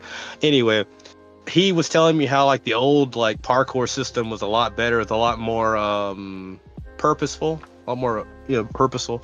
And like they basically said that like as the RPG things came in, like a lot of the things became very streamlined. And so I have like looking at some old gameplay versus the new, I could certainly see that the game has become less expressive or player expressive and more streamlined now. I've recently gone back to play Assassin's Creed 3 Remastered on my Xbox One. And going back after playing a lot of Odyssey, I will say that the parkour and the climbing on Odyssey was a lot easier. I used to think, oh crap, I hate how this new system is out. I go back to 3 Remastered. It's clunky. It's you make one misstep and your guy completely goes either here or back and jumps off of where you're at. Too many buttons to do one certain thing can sometimes be not really like a benefit, right? If you got to press all the three all the time to do the one simple thing. So I do prefer the climbing. I used to think, oh crap, you're right, something new, I don't like it. But after getting used to that and going back, I definitely like the climbing, at least on the newer ones. Yeah, I actually want better climbing than that. I want like Spider-Man level climbing at this point. I'm sick and tired of trying to figure out how to climb shit. No, because you can just use your thumbstick for the most part on this, but when you were back on 1, 2, Revelations, 3, you had to use your right trigger, your A button, and the thumbstick. And if you missed any one of those 3 up, then you got to start all the way back from the bottom, because you bet your ass you just jump backwards if you don't die first. Damn, sounds like a pain. Not gonna lie. It is a fucking pain. I only played one Assassin's Creed. It was Assassin's Creed Bloodline, I think. That was back on PlayStation Portable. Assassin's Creed. And that was kind of like the 2.5D, right? Where you were side scrolling, but you were able to kind of like move in certain areas. I think you're Chronicles. You sound like you're talking about Chronicles. It could be Chronicles. I don't remember it being more side scroll. I remember it being pretty 3D-ish. Was it 3D-ish? Okay. I haven't played any of the PS2 ones except the one, so. There were also the spin-offs. This one right here. I didn't know he was like a time traveler until I played this one. Like you first start out in like this crazy world full of like lights and like matrix numbers like stuff. And like he time travels back to like some sort of era. So I thought that was pretty interesting to me. I thought he was just straight up an assassin, not a time traveling assassin. So I thought that was a pretty cool element. Is that Ezio? No, that's Altair. Altair, I don't know if he really he grew old and became the headmaster of all the Brotherhood. I don't think he is I've never played that one, so I don't want to discredit what you're saying, but as far as I know, Altair never really had any time travel, from what I know the lore to be. Okay, I could be talking about the wrong one. What you're probably thinking about is so like the Animus system, like they'll have like random glitches within the world because like the Animus system breaks into the DNA, whatever. And so what probably happened was you went through a time travel thing, and because they're inside of the mind of the person they're doing for that story, they're seeing things they should never be able to see. So it's like the DNA is having a separate timeline that's able to see this new information. But in canon, they never end up having these timeline breaks. Right. Oh, yeah, because it just looked. I don't know what it was, but it was pretty dope. Just the element they had in it. So, do they have time travel in other Assassin's Creed? Unity they did. I know for sure Unity. It's not really time travel because you go back to the past through the character you're watching in the Animus, and then you figure out where they did stuff, and then you can go there later and find what they put away in certain spots. Right? There's these thing called artifacts that are really powerful, created by what is it called, the civilization before. So the humans in this game are the second set of civilizations, right? There were these kind of stronger, more powerful beings before, and they talk through. It might have applied to Valhalla. It seemed to be kind of more Desmond that they were talking to for a little while, and then the second character came along. What was her name? The Palestinian, or the. I'm not sure. Why am I blanking on her name? Second Assassin's Creed Pro Tag. Because there's Desmond. Hey babe, who is the protagonist? Who on Valhalla? The chick. Layla? Yeah, Layla. She was. She wasn't even that hot. Well, she wasn't supposed to be. She was supposed to be a girl boss. Assassin's Creed. Yeah, girl bosses. How you gonna be afraid of an ugly woman? That's not. What's she gonna do? Layla Hassan. Here, let me bring up my. So here's the second gal. Hang on, dude. But she created. She's actually in a. Sorry with my slow internet here. She was actually a defected Abstergo scientist, and she created her own kind of Abstergo or animus that didn't have to have a direct genetic code to watch anyone. So with Altair and Ezio, Desmond had that chronological, that chromosomal tie to those characters, but then she was able to watch whoever she wanted at any point in time because she had her own updated animus. But where was I going with this? I'm sorry, I kind of lost my train of thought here. I think he was talking about how time travel is the best one. Right. So time travel, not really. Maybe to what Ninja was saying earlier, you have those little glitches within the animus, but it's almost as like certain special humans get the attention of what's left from the civilization before, and they're talking kind of as spiritual people. I don't think they're still around physically anymore, but there's like remnants of the civilization that interact with the new protagonists in current day that say, hey, go look at this person, or you'll find this artifact if you figure out where they were at this time or something. It's really weird. There's a whole lot of stuff going on. There's a lot more. There's a lot more to the game than just going around assassinating people, if you'd believe it. In fact, going around assassinating people is a very small part of Assassin's Creed. That's kind of funny. I'm not gonna lie. It's kind of like fucking Seven Ninja story over there. This game's about assassins. The fuck? You still get to be an assassin. It's pretty fun. Kinda. If you want to call yourself that. So what are you? More of a warrior? You're a mercenary in Odyssey. You're not an assassin in Odyssey. You're a mercenary, and everyone knows who you are. You're like a Luffy. Everywhere you go, people are like, "Yeah, that's that fucking dude that saved us." Okay, be real with me here.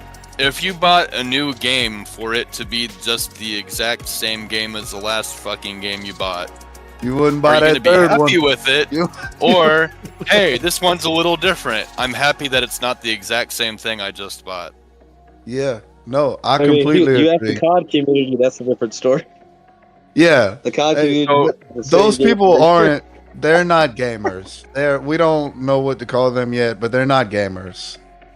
They're not. It's like, oh, I'm an assassin. I'm assassinating, and I'm overhearing conversations 400 times. Yeah, but, hey, here's the second one. Hey, cool. I get to assassinate and also eavesdrop a couple hundred times. Next game. Oh man, I'm just playing the same shit for $70 every fucking time.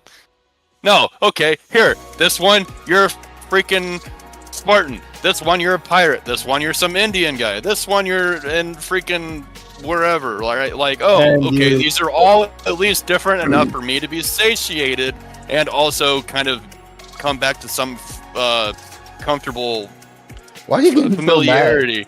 I'm not. I'm just saying, like, they don't all have to be assassins. I feel like you're screaming at me right now. Like, no, gonna be an assassin every single time. Creed sucks because it's the same thing, and then after it's the same thing, it's the same thing again. No, but that's what it feels like people are asking for. I'm like, no, like realistically, you're gonna get tired of that shit. Yeah, of course. Unless you're a Call of Duty player.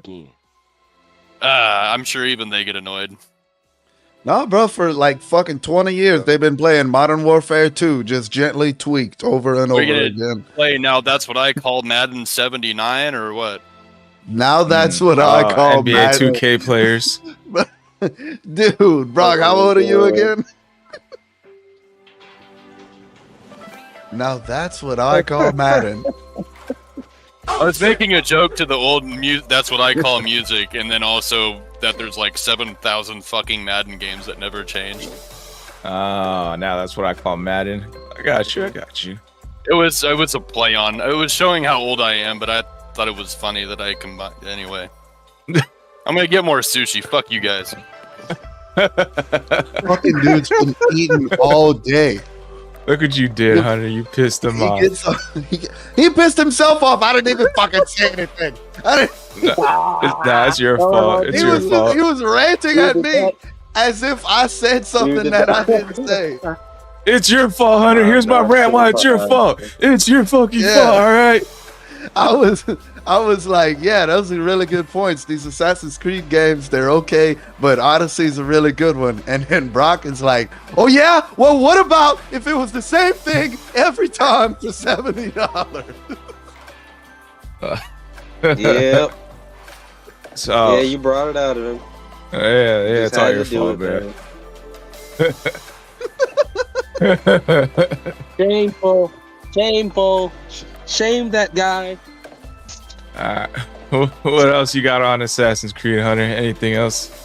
Oh man, you know, when I was trying to explain it to Artemisia, when I was trying to get her to start playing it, I remember one of the things that when I realized this, I started to think about it more and more while playing Assassin's Creed, and I was like, holy shit, that's so fucking true. And because I told her, me and her are both Prince of Persia fans. And I was like, the gameplay is a lot like Prince of Persia. And then I was like, holy shit, no duh, it's fucking Ubisoft.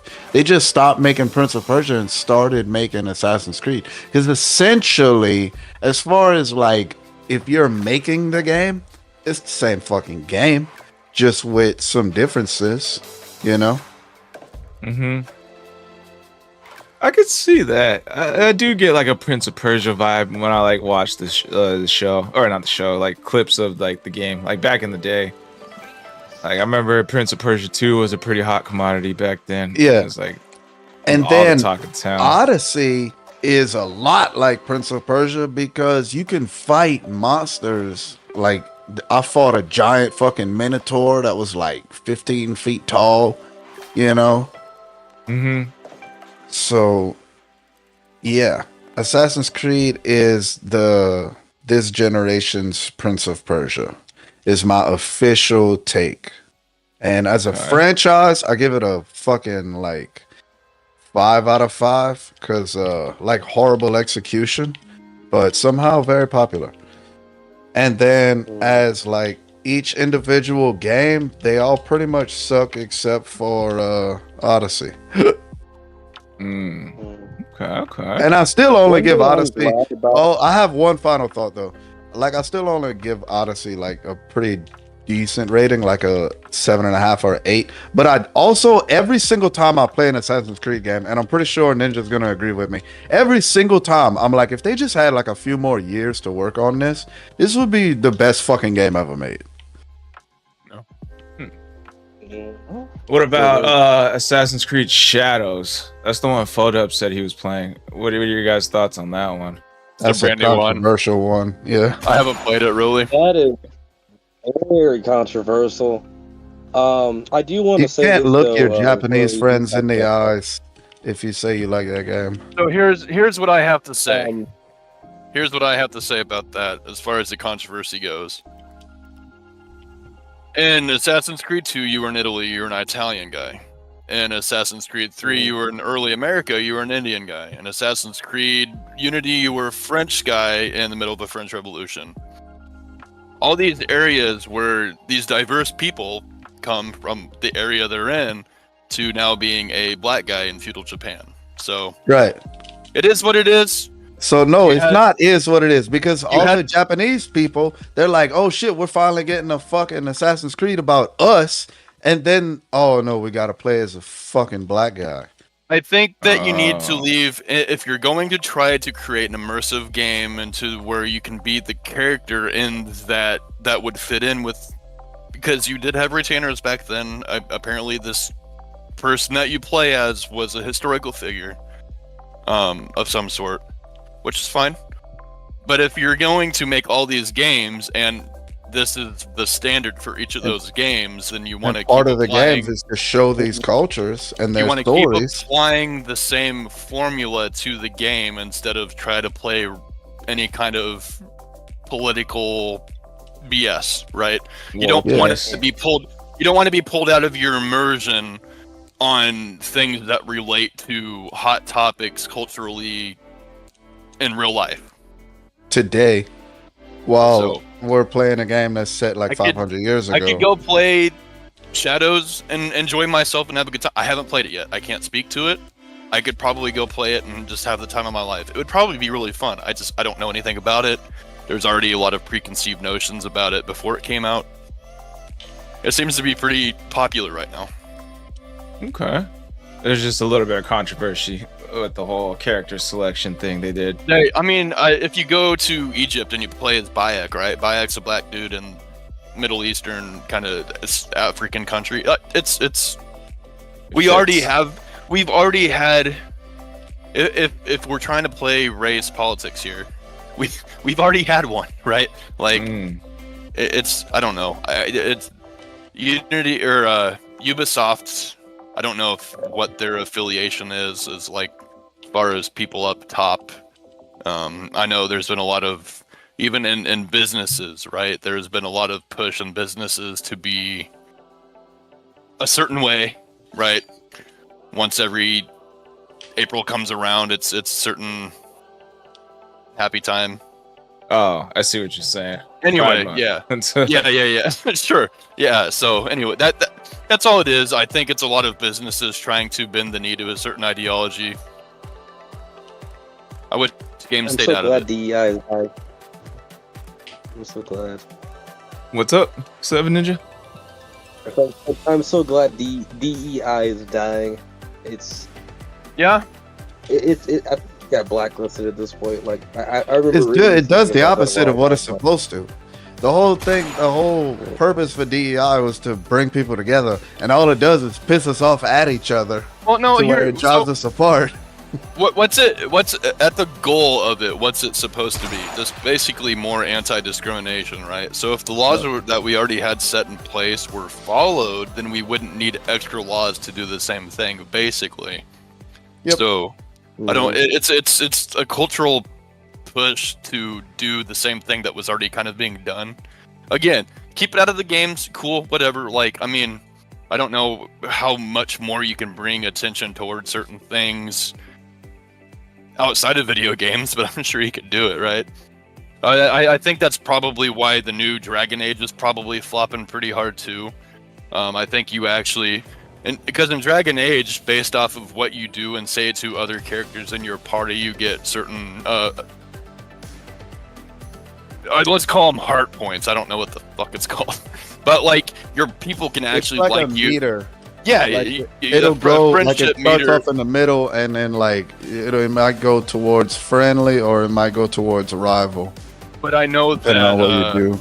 I think BioWare is the developer for the Dragon Age games, and I think like they actually dropped a whole entire like minute and 30-second commercial about or advertisement about somebody doing push-ups to like apologize for misgendering or something, and I'm just like, in a game, What the fuck? in a game, come on, man. I remember that. Like I guess what's the word when you're trying to value something?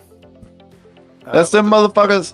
The motherfuckers at the company, they don't get out enough. They spend too much time online, and so they think, oh my god, everybody hates this one fucking thing, because the only motherfuckers that are talking to these people are the ones that are complaining.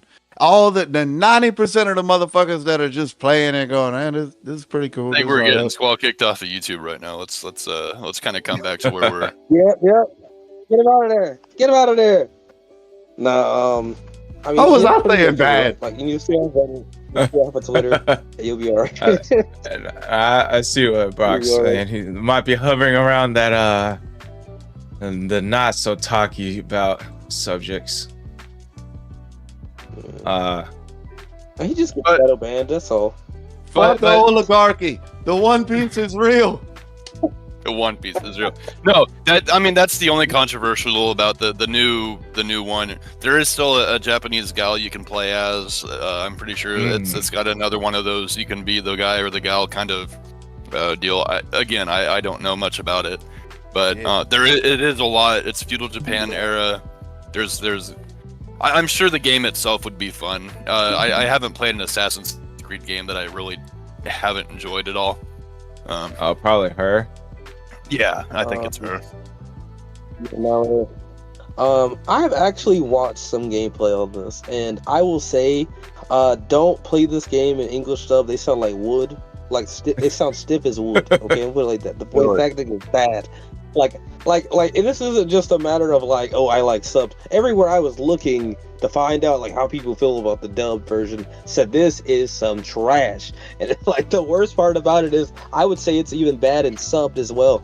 It's like whoever was like directing voice acting did a bad job in both locations. It's crazy. When it comes to, I've said this before. I'm not. In this scenario, it's not that hard to understand why she might be well known in her city, but like the fact that she takes her mask off and stuff like that on a regular basis, anywhere she goes, she takes off her mask or hood. It's weird. I don't understand. Again, the ninja connoisseur in me is probably stopping me from really fully immersing in that part. But like, I'm not a fan of that. I don't think an assassin should be showing themselves. And I really wish they would have like. She's a woman, which means her femininity is one of her strongest suits. And yet, they did not really delve into that idea at all. I mean, you don't necessarily want to do that per se if this is but it's not a teen game, it's an M. So you could have went that route. It kind of feels very safe to some degree. Because again, Akona Ichi is about. She could be an assassin, a regular assassin, like every other game. She could do that, but she can also their seductive techniques. Yeah, like she can do things men cannot do. So the idea that they did not train her at all into that was very wild to me. Now I'm not going to talk about the other issues. I heard that like. The only thing like Yasuke can do is decapitate Japanese people. I've been hearing that a lot about this game. I don't want to talk about that as much because I don't know altogether what that's about. But what I do know is a lot of Japan does not like this game at all. And so, you know, that is like a lot of Japan. I think the Prime Minister of Japan specifically does not like this game, and so that's everywhere right now about this game.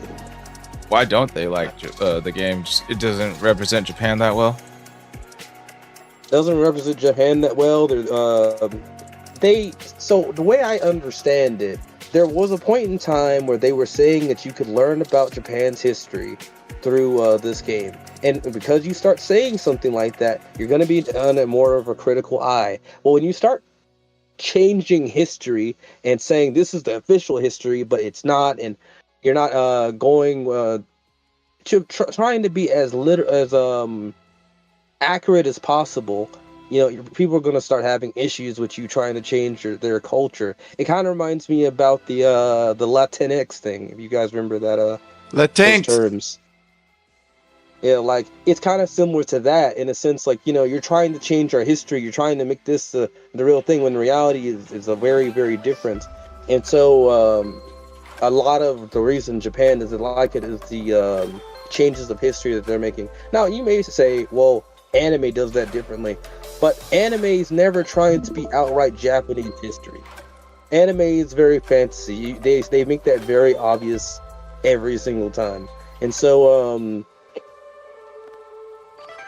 it's more like the idea of just simply you're trying to change their history. You're using the wrong events or wrong things in what's supposed to happen at certain times of the year, certain seasons. There's a lot of things in Japanese culture that's just misrepresented. That makes sense. Yeah, I'm pretty sure I'll be mad too if they misrepresented one of my cultures that I'd be proud of. Here is the disclaimer that's usually at the beginning of every Assassin's Creed game when you turn it on. It's a game that says inspired by historical events and characters. It's typically saying, hey, this isn't going to be 100% factual. things are going to be probably misrepresented, or it's going to be a fictional piece of art about historical stuff that's not 100% represented accurately.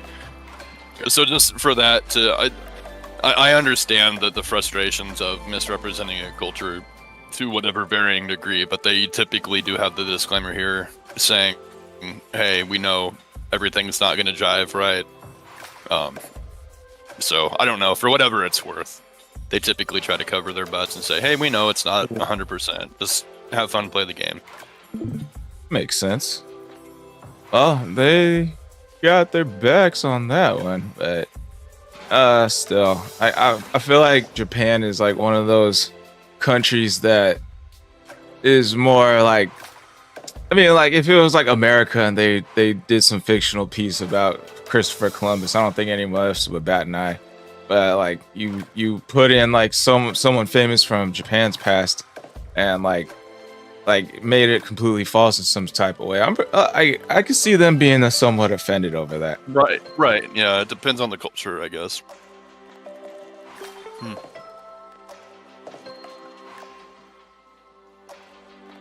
Alrighty, final thoughts, and then we can move on to the pondering topic. Hunter, you can go first. Seven Ninja, Brock. Why am I always going first? All right, Brock, you can go first. Seven Ninja, then Hunter. What's up, bro? Rat? Hunter doesn't do anything. He's fine. He can stay quiet.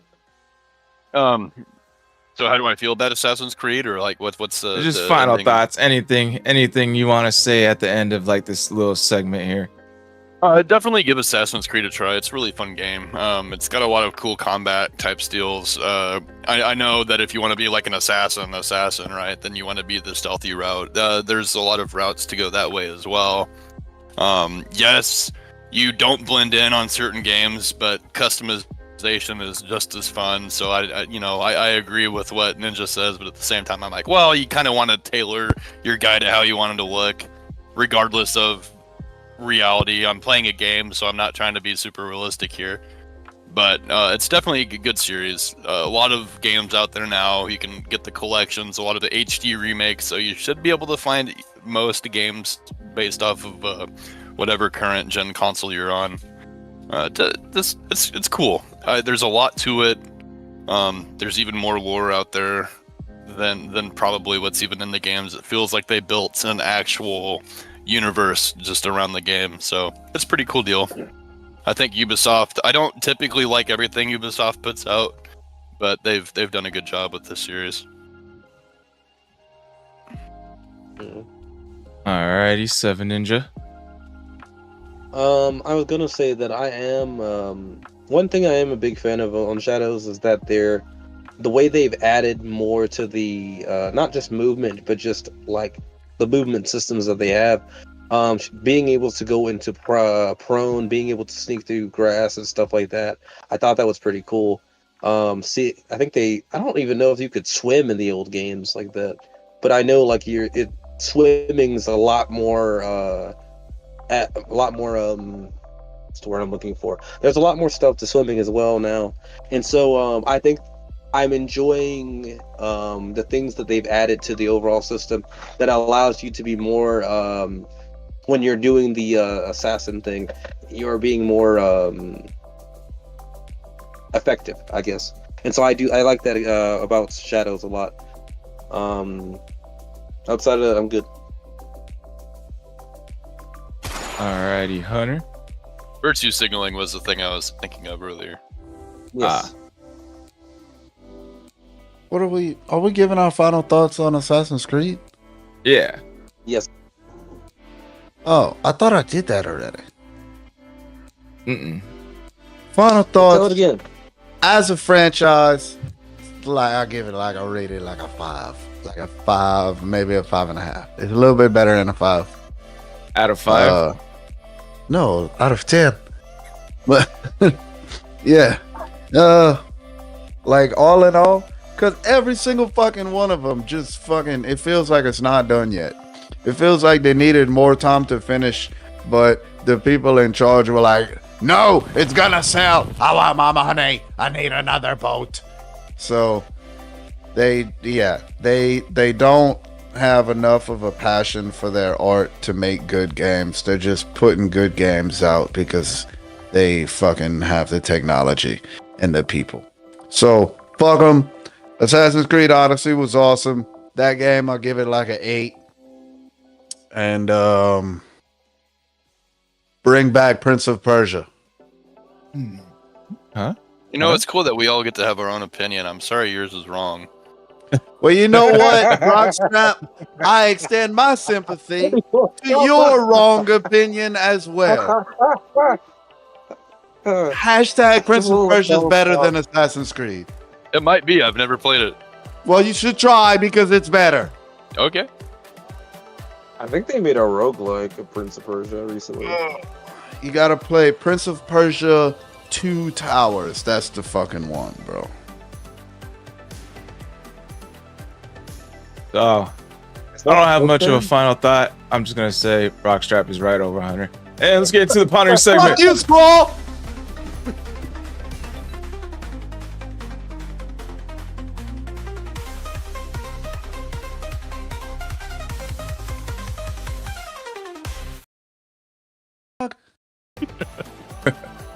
All right, we are back.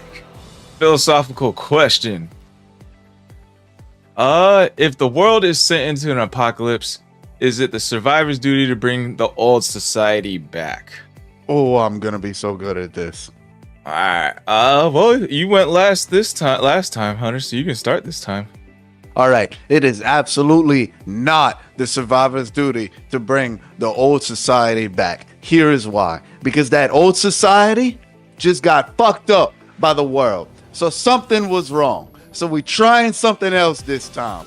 I don't care how you want to explain the apocalypse. Oh, maybe fucking God did it. Maybe society got people powerful enough to do this shit. Maybe the universe said something's wrong here. Y'all need a restart. Either way, everything got fucked up. We went through an apocalypse. So what we were doing before is not the right shit.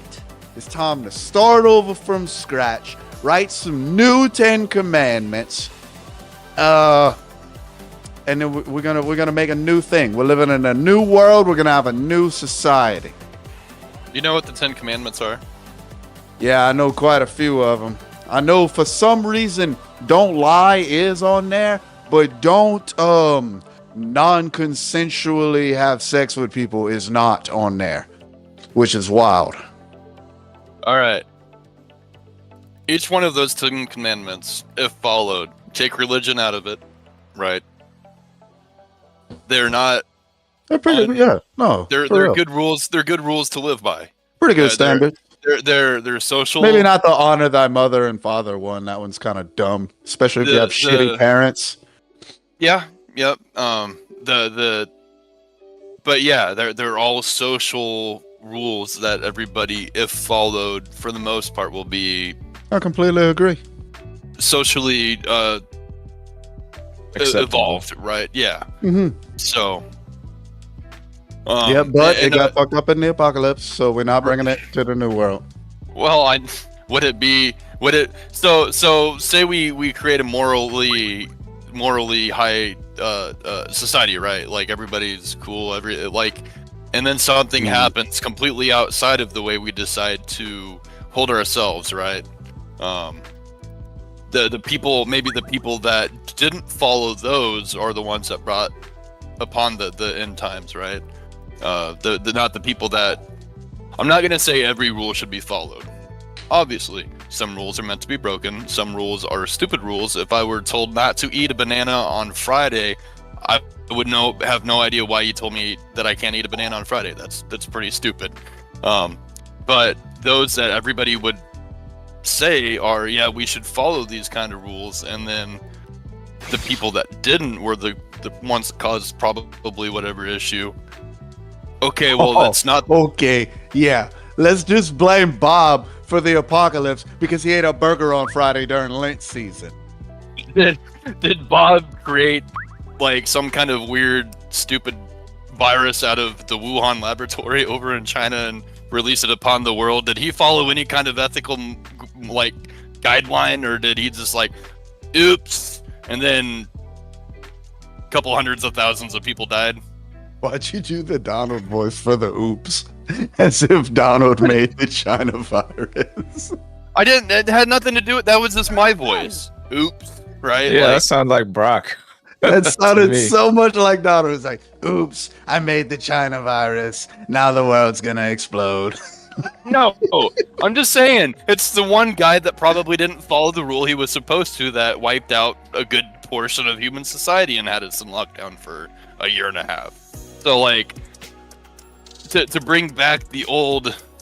Now, I have a lot of problems with our society too, right? They have different morals and stuff. That people that don't follow the same moral guideline that I have probably also have issues with. So yes, there's a lot of problems in There's the common current ground. world that many people with different outlooks all agree, yeah, that's pretty stupid. So let's not bring yeah, that's pretty stupid kind of things back with us when we start over. But that's not to say that everything about the old world was bad. Unless someone who survived the apocalypse with you does agree with those things that you think are kind of stupid. Because whoever survived is who has to shape the next society. Society, you can't be society as just one person. You don't get to do that. That's not a society. That's a Brock. That's Exactly.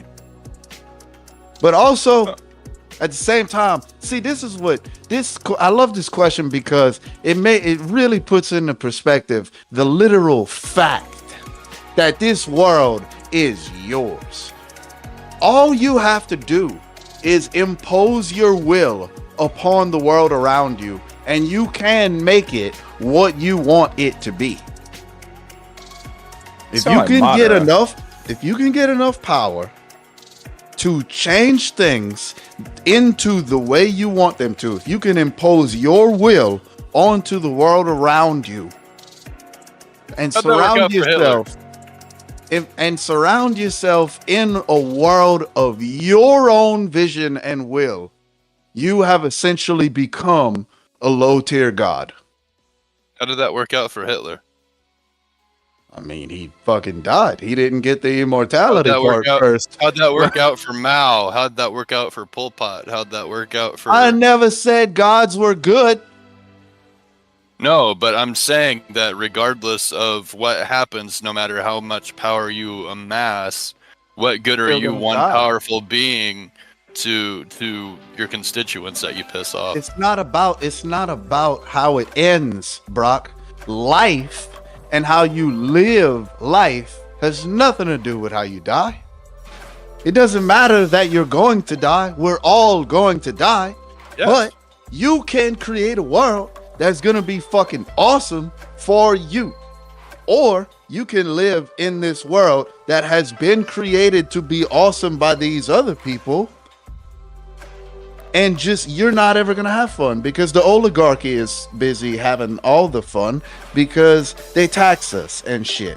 So I agree. It's up to you. Either follow the laws and be miserable or rebel and be happy. I'm smiling. I'm smiling too. When I think about this subject, I'm thinking like the Lord of the Flies book or movie where like the kids crash land on like an island and like the plane driver is like dies or something like that. So it's just a bunch of kids and basically they appoint a leader, but they don't respect the leader. And there's another leader that they see as a leader, but he's like a complete dickhead who has no leader skills. And he's just it's just chaos basically. The whole island is in chaos when this guy is ruling because he's not imposing any rule. He's just let everyone go ham, do whatever you desire. A good leader. He was just the most confident. So the other ones that were still scared, they were like, this fucking dude knows what he's doing. He's confident. When the whole time he's like, dude, your rules fucking suck. We're not gonna last 2 years under your rules. Exactly. It went to complete shit and chaos until they finally got saved by some adults, and the adults like, the fuck are y'all doing? Yeah. Like, Like then literally, so- the adults showed up and everyone just stood there and started crying. Like they were like, So "Oh, we fucked up." like the point of that book and movie was to show that you need some sort of order for like society to function. Like, I'm not saying go back to the old society, but like someone needs to like come up with some sort of rules that everyone should follow, you know? Like if we were to like, Yeah, exactly. so And I'm glad you appointed me because most people are sheep and y'all need to be led. Out of here. nah, bro, you are the kid. Get that outta You here. are the kid that's confident on that island, bro. That led everyone to shit. If everybody always goes off the feels good rule, I want ice cream for breakfast every single day. I want ice cream for supper every single day. I want ice cream for every meal every single day because it feels good. What happens? You have the opportunity to fat. have ice cream on your Get fat, own, taking it from other people. You get fat, unhealthy. You sleep with this guy's girlfriend, you sleep with that guy's girlfriend, you sleep with the other guy's girlfriend, all because it feels good. All them girlfriends have pissed off But- boyfriends that now But want to are get those back at girls consenting? Are those girls you. No, wanting to sleep it's with not you? what it's not what I'm saying. I'm saying those girls' boyfriends are now all pissed off at you because you decided it's not No, they're pissed off at their girlfriends for betraying. No, them. that's not how I got guys nothing to work. do with it. That's And not Yeah, how if he's guys pissed work. off at me, he's got a fucking problem. And the next girl's gonna cheat, and the next girl's gonna cheat. That ain't got nothing to do with me. And if he wants to throw hands, he can get them, son. That's fine. I'm saying, like, out of all these things, only based upon feels good with no ethical code that, or here, let me rephrase this. Repercussions. You're going, yeah, you can have the responsibility that follows feels good choices sometimes will be only detrimental to the people. So sometimes, hey, I will feel good if I do this, but I probably shouldn't because the outcome or the responsibility following will be negative to what I want to have happen right now. So if laws are gone and nobody has any like ethical guideline to follow and we all only do at all times what feels good, there's going to be abject chaos because you're going to start stealing, right? This guy will feel like stuff has been taken away from him. He'll feel incomplete and then go after and seek what's been taken from him, or just there's only negative emotion that can come at the end of an only feels good society. Yeah. If Somebody's you always going to be ripped. I completely Yes. agree. That's why it's important to remember that your happiness can't impose on other people's happiness.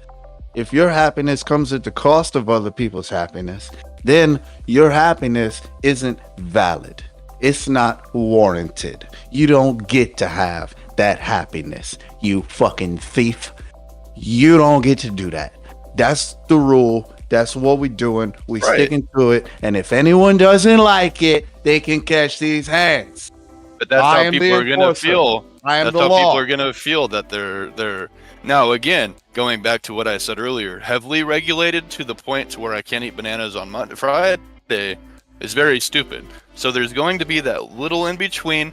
Maybe I'll bend this rule to get what I want. Won't necessarily hurt anybody, right? But then I'll feel good. Like I can go and eat ice cream once, maybe. I can still indulge in that kind of good feeling, but not to the point to where it becomes detrimental to myself. Yep. Oh God, bro. Oh, Mutant Hunter. What? Just heard a splash in the toilet. I know you guys heard that shit It too. wasn't in the toilet. Oh, okay. Alright. I'm muted though. I heard some solution. Alright, Seven Ninja, you're the one that brought up this question. What do you think about this? Should we bring back the old society? I feel like, our basis, our blueprint is going to be the old society. But then you have to ask the question of how did we get here? And so I think that maybe we don't bring back the old society altogether. But like Brock was saying, there are some things that we can use, some things that we can rely upon.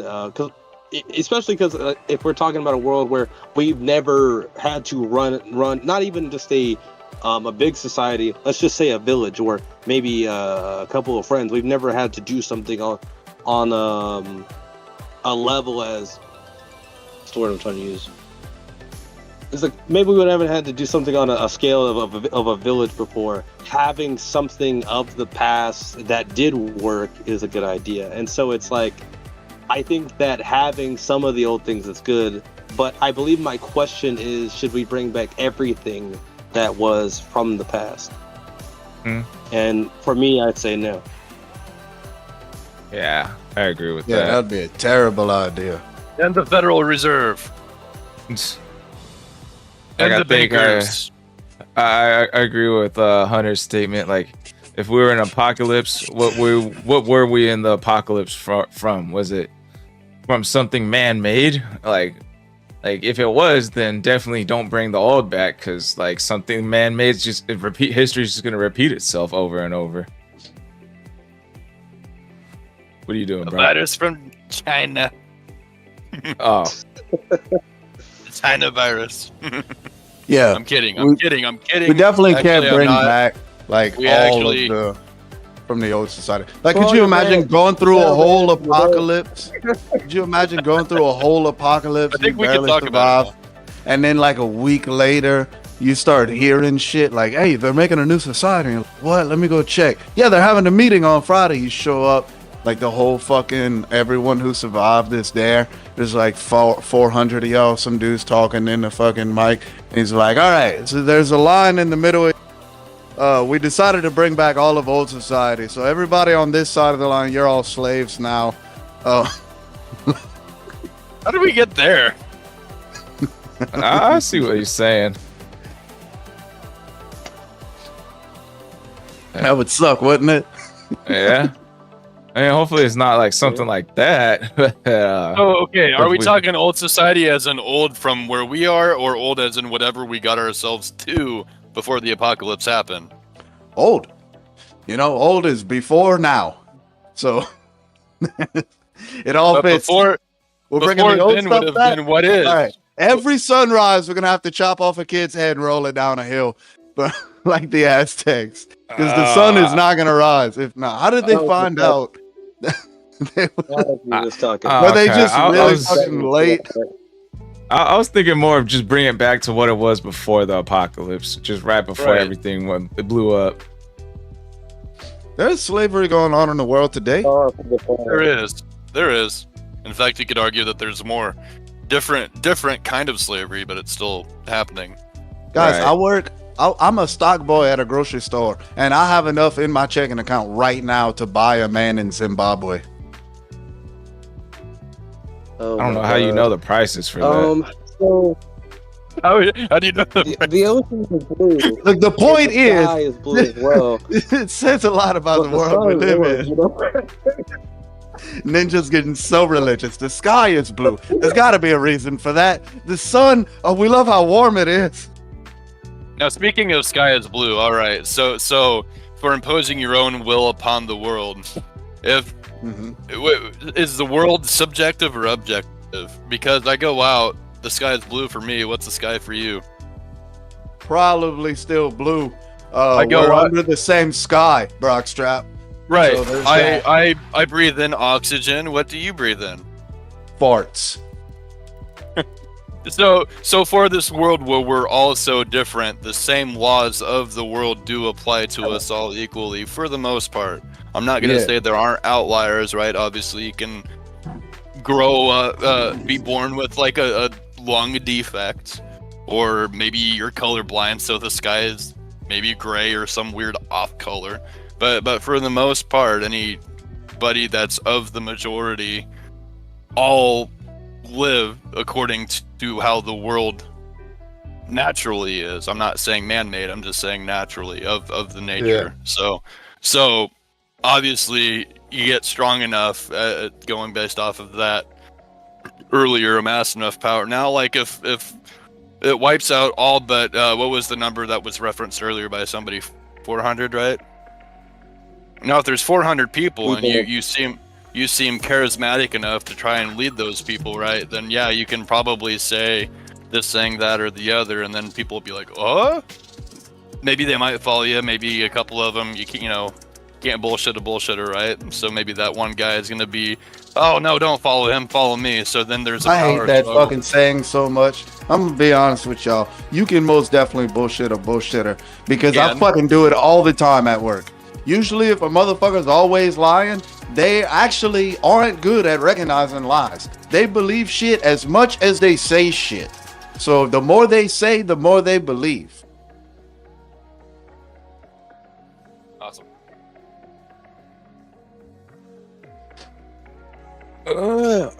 Bacon's pretty good. Bacon is pretty good.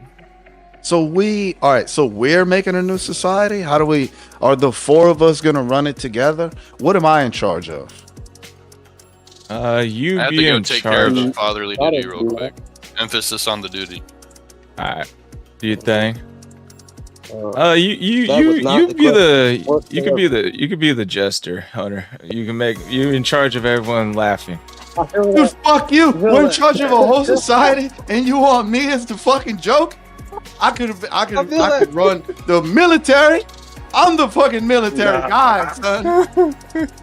We don't even have a military. We're the only people. Okay, so no need for a military. All right, fine. I'm in charge of the judicial system. If you fuck up, if you piss people off in my society, there will be consequences, and those consequences are me, motherfucker. Oh yeah, I don't trust you with that for sure. I'm so good at this. Oh no. You putting you in charge of being the judge of everyone? Heck No, not the judge. Not the judge. The executioner. Oh, definitely not. The enforcer.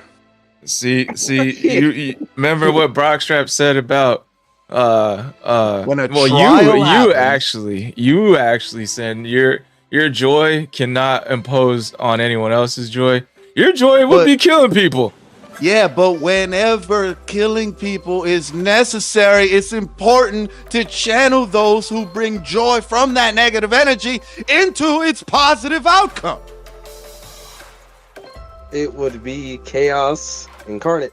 Okay. Yeah. That's Your cold what sauce the world will is be- supposed to be. Yeah. Chaos I and know carnage. Certain. I know for certain that I could not trust him in that position. He would start Listen, grabbing people off the street. This is our- just No, I because wouldn't. they look at No, us I the would other way. No, I would not. You are totally overestimating Cold my evil. You I'm a said- good what did person. you say? I What don't did you like to say? hurt people. We can start killing people in all these other countries. Like, what did he say? Yeah, because those Oh, other yeah. countries aren't If we part of had our a superpower. society. Fuck them. If we had a superpower, what would you do with it? Hunter said you Too many commit people. genocide, basically.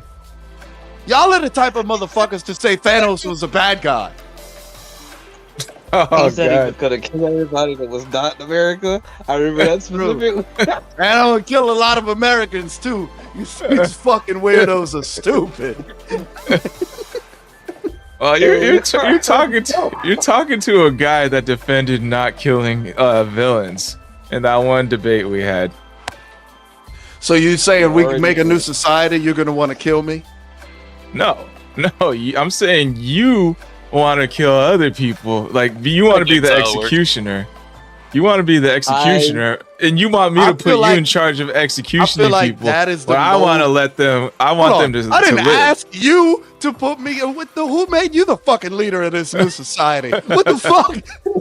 Are you asked There's me? four And, of us, motherfucker. you asked. You asked. The only ahead. way I could see you doing any executioning is that the rest of the group decided this guy's gotta die. That's what I And said. that's what we When a said, trial happens, if it's unanimous, obviously I get 2 votes. Then No, you get half a vote, bro. no, if there's 4 votes to kill out of the 5 of us 4, my 2 votes included, then the guy has to die. oh, no. I do not want What's up, Dark? to. I take the Tim Pool kind of route on this. I do not want to create a machine that has the power of authority to take somebody else's life. if I did nothing wrong and I didn't, and I'm innocent, and I go Yeah, see, to- that's why I need to to a be in court. charge of this stuff because I have No. done plenty wrong and I've been in prison for 3 years. So I know the gravity of consequences. I know the depth of what these consequences actually do to a Right. person. And I can recognize, all right, this motherfucker did wrong, but if we do to him what we did to me, he's going to come out worse. So That's we got to not- come up with something else. No, I'm this strictly applies to only the death penalty. I do not want to create a machine. Oh, I okay. do It's me. not want if I were to go someplace and I did nothing wrong and I was innocent, I don't want somebody to the likes of Kamala Harris. I do not want somebody to the likes of Donald Trump. I do not want the likes of somebody to Mike Johnson, if anybody who knows who that is. Current Speaker of the House. I do not want a machine to where somebody that does not know me, does not know the situation that actually occurred, can be lied to, has faulty senses of what actually happened. I do not want that kind of thing. I don't want a body of people who could be coerced to take my life, though I did nothing wrong. I get it, people are evil. I get it that people do evil things. People take the life of others. I think exile is a thing, could be an answer. I do not want to create a machine that can be faulty to decide whether my life should be taken or not. I would rather one innocent guy go and maybe 10 guilty people go as well. Yeah, well, and that's the thing. Exile, that's what prison is. It's an exile, sometimes a temporary exile.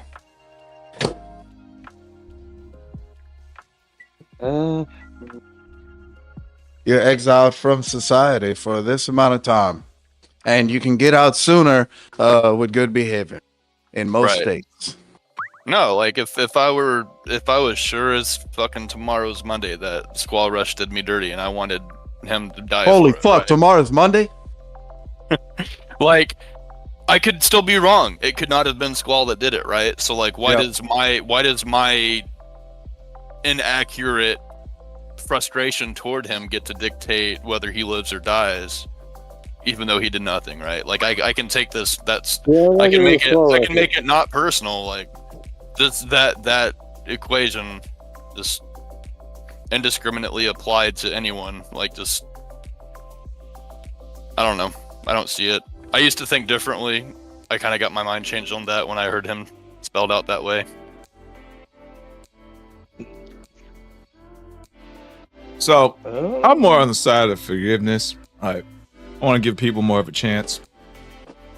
And if like they don't change their behavior, I don't think there's gonna be a jail if there's a post-apocalyptic, like, yo, just travel up, move on without this guy. Basically, that would be like the punishment.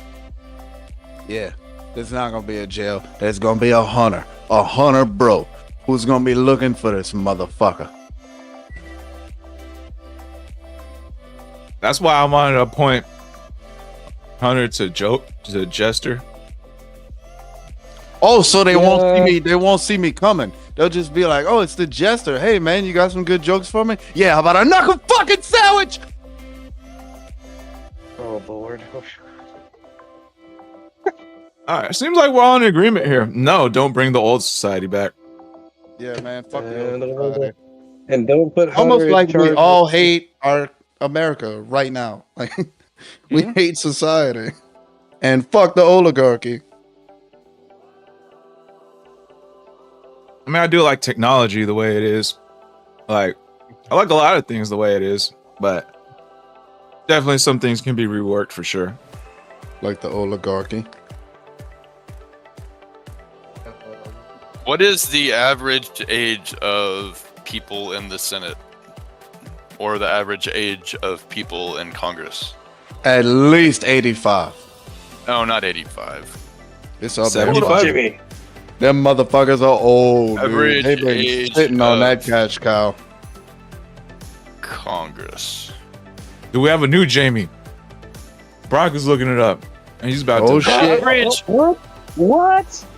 The average Blaming- age of members of the House in the beginning of the 118th Congress, which I think is current, was 57.9 years, of senators 64.0. So yes, we have a generation of geriatrics, a generation of people that probably will not see the world they are dictating right now.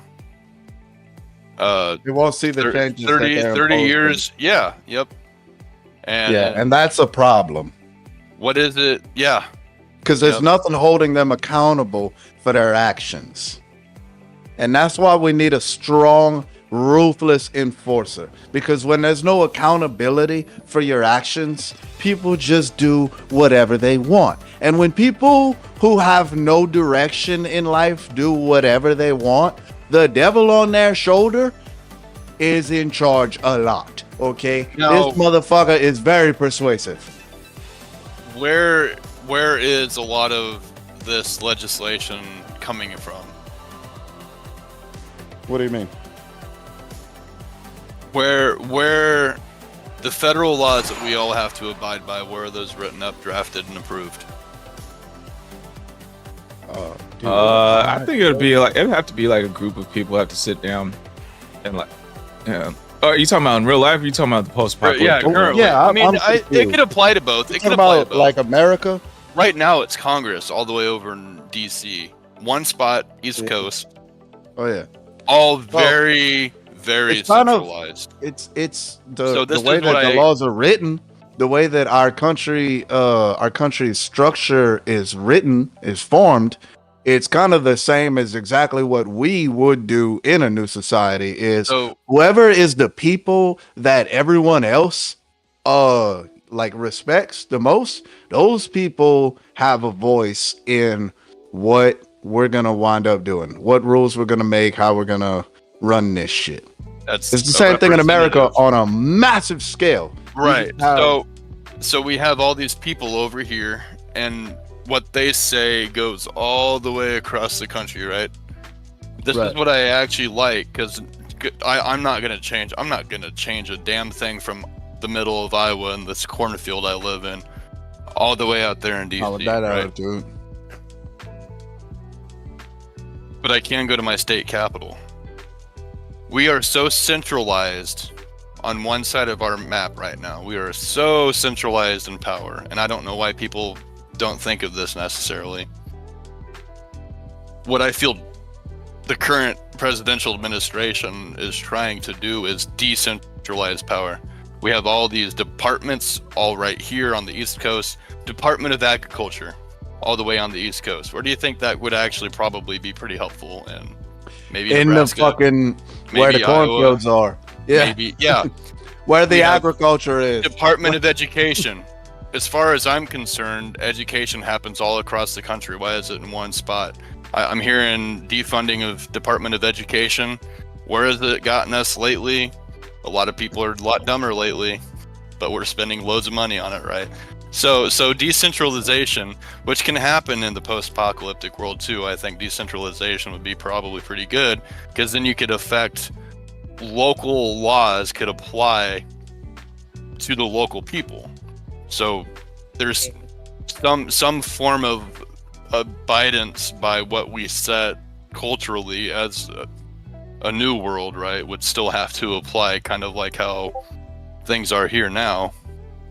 Sorry, I can let somebody else talk. I was just thinking. No, you're good. No, you're good. I'm just warning Yep. Squall. Yeah, I'm thinking No, it's a- like it's a a good really good time to point. like do the outro soon. So let's get our last little final thoughts out on like this whole topic. We went as a whole. I think Hunter, it sounded like you were about to respond, so we can start with you. All right, well, final thoughts. If an apocalypse happens tonight and there's not many survivors, and I'm one of those survivors, we are going to do things my way. We're going to do things my way. We're going to do things my way. Do it my way for the highway. Yeah. I was trying to figure out how to make it sound like the song without making it sound like the song, but yeah.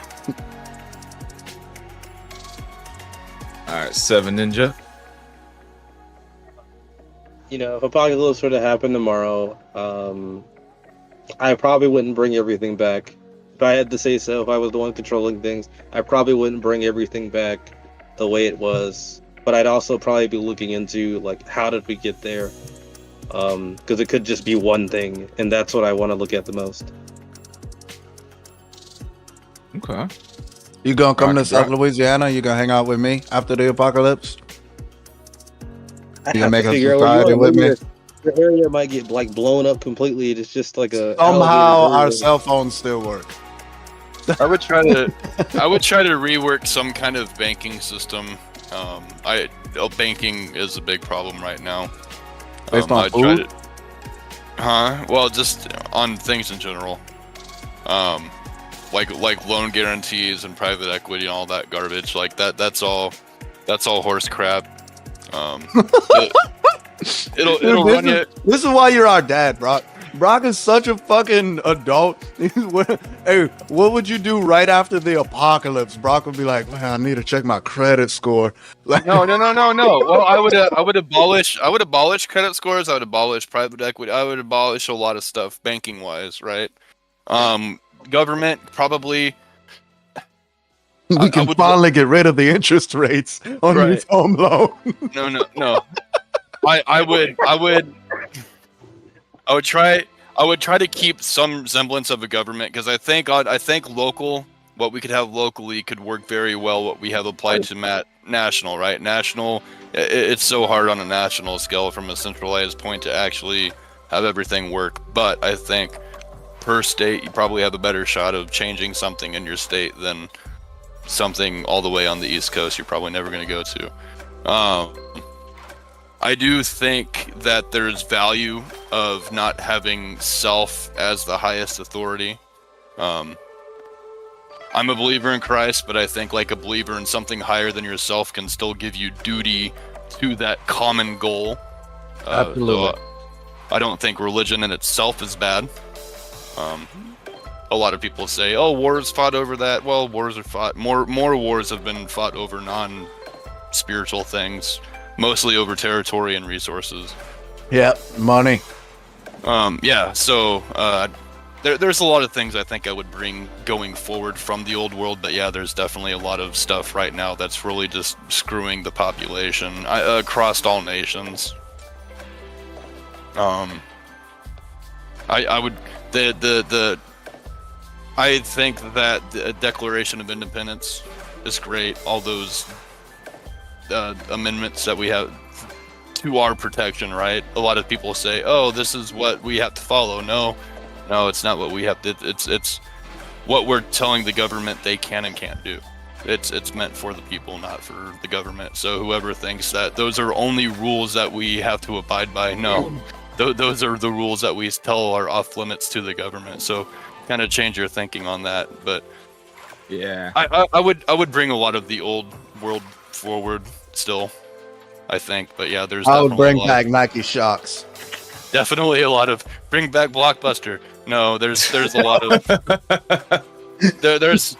there's a lot of things that work currently and that are great, and it's evident because look at America opposed to some other places Yep. that are Yep. around the world currently. Now again, That's banking, right. banking or coerced representatives of government, right? Who do they? Women. Who do our representatives follow? Well, whoever's paying the most. So again, we'd have to find some way around that. But yeah, there's a lot of good stuff that can be applied currently today A lot of into good stuff. into a new world. But I don't know. Yeah, America's so beautiful. Our women are so beautiful in America. You can come from another country. You can come to like Miami. You fall in love with a chick. It'll be the hottest chick you ever found. Turns out she's got a dick.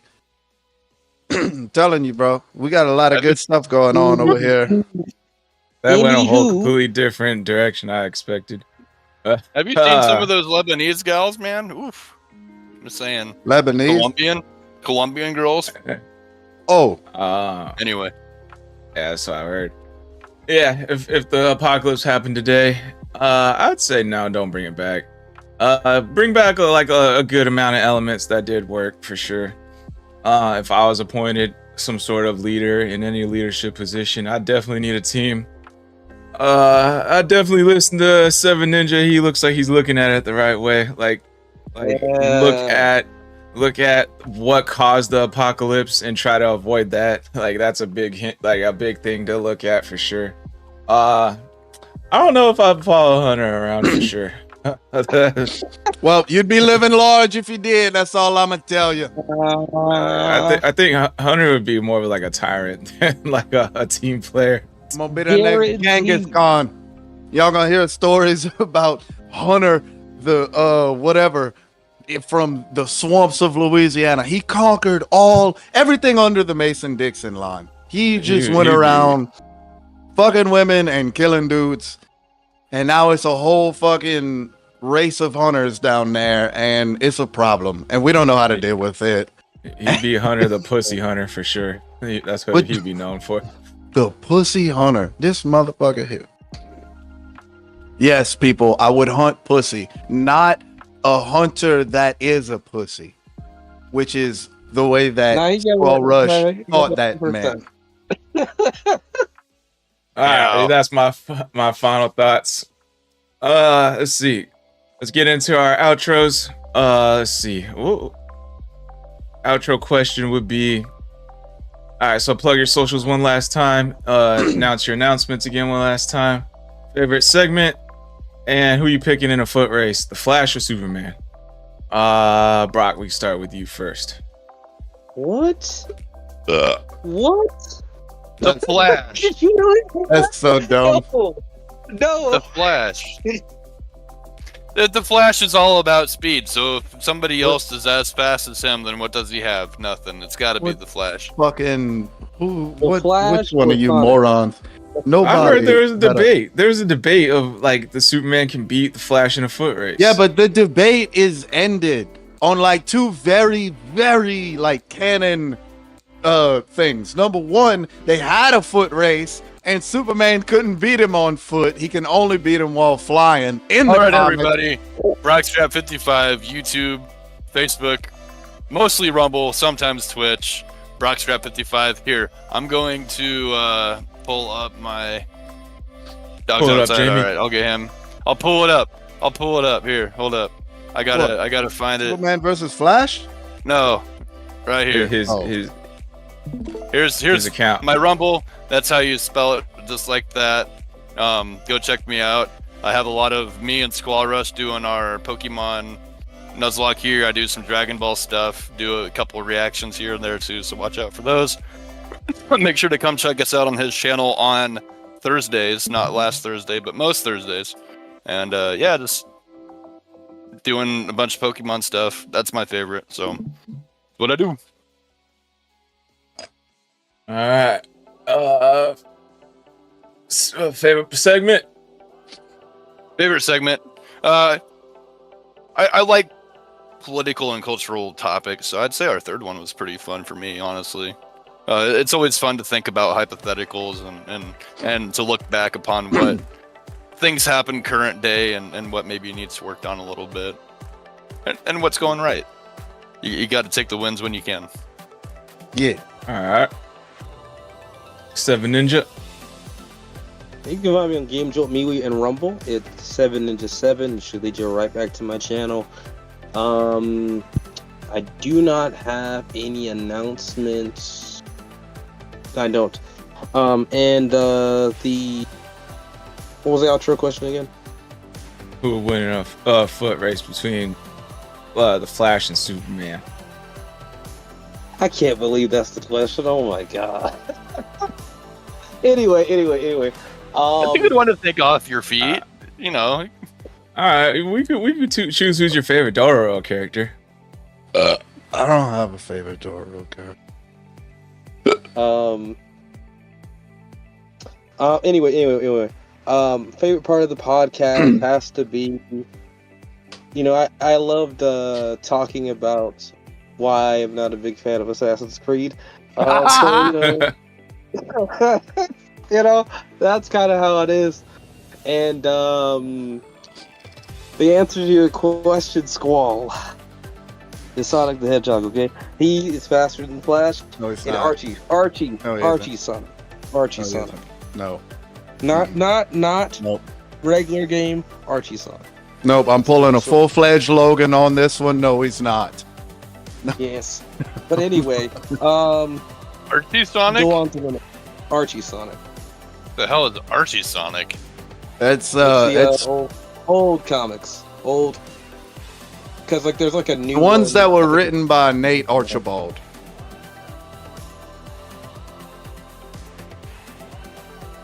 All right, the Sonic or the Flash then? Who's winning a What the foot fuck? race? Right. Well, what's your new answer? It's got to be the Flash, man. All right, Hunter. Oh my god. All right. My name's tapped Secret Gold directly Sauce.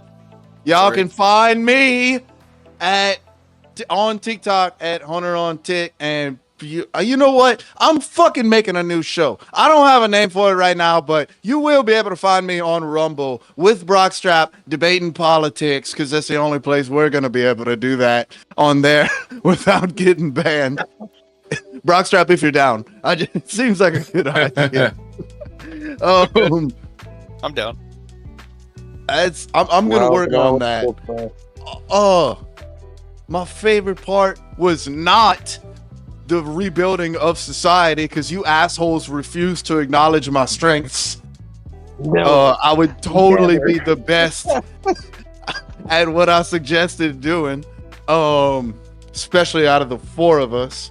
But nonetheless, who would win in a race between Superman and Flash and Sonic and Quicksilver and all these other fucking speedsters? Let me tell you, motherfucker, something. All right, y'all listen to me carefully. The Flash can fucking run through time. Okay, no one can beat the Flash in a fucking race. You don't get that option. He can finish the race before the race starts.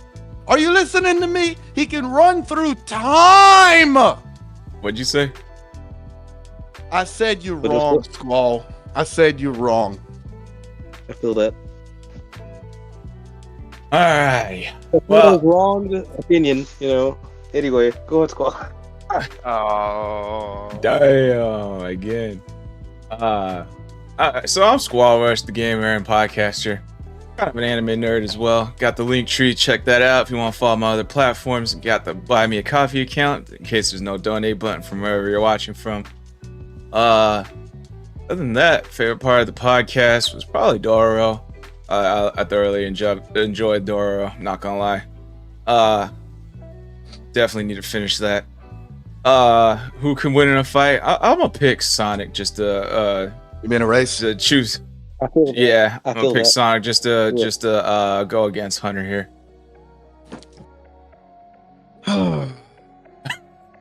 That's. I And tell you what. Quicksilver. That's. Why did he put Quicksilver on there? Oh my god. I was just naming the speedsters. I was just naming speedsters. Oh, you know what I mean? I acknowledge, for the record, I acknowledge Hunter's strengths. I just think he's the wrong guy to have those strengths. Like the movie Akira, like that movie was all about if if power falls in the wrong hand. I'm not the wrong hands. I'm not That going was- to be hurting people just for the fuck of it. That was me before the beard. I did, what was it, faceandhole.com all the way back then? Oh, that's you? Yeah. Oh Kinda shit! got a baby face on him, but you know. Oh, I did. Where's Oh, my, what the hell? Oh, yeah. That's That's a good Brock. time. That's 100% All the way Brock's back in part. high school. That's All the 100% way- Brock's part. Oh, what else do I got? Uh, There was one I that's had. funny. There was one I had all the way back. Yeah, it doesn't matter. Alrighty, peeps. That was the Yeah. Nerding Out podcast. Thank all you viewers for being here. Thank the panel. Hope to see y'all next one. Catch y'all. Peace. Blast. Later. On it.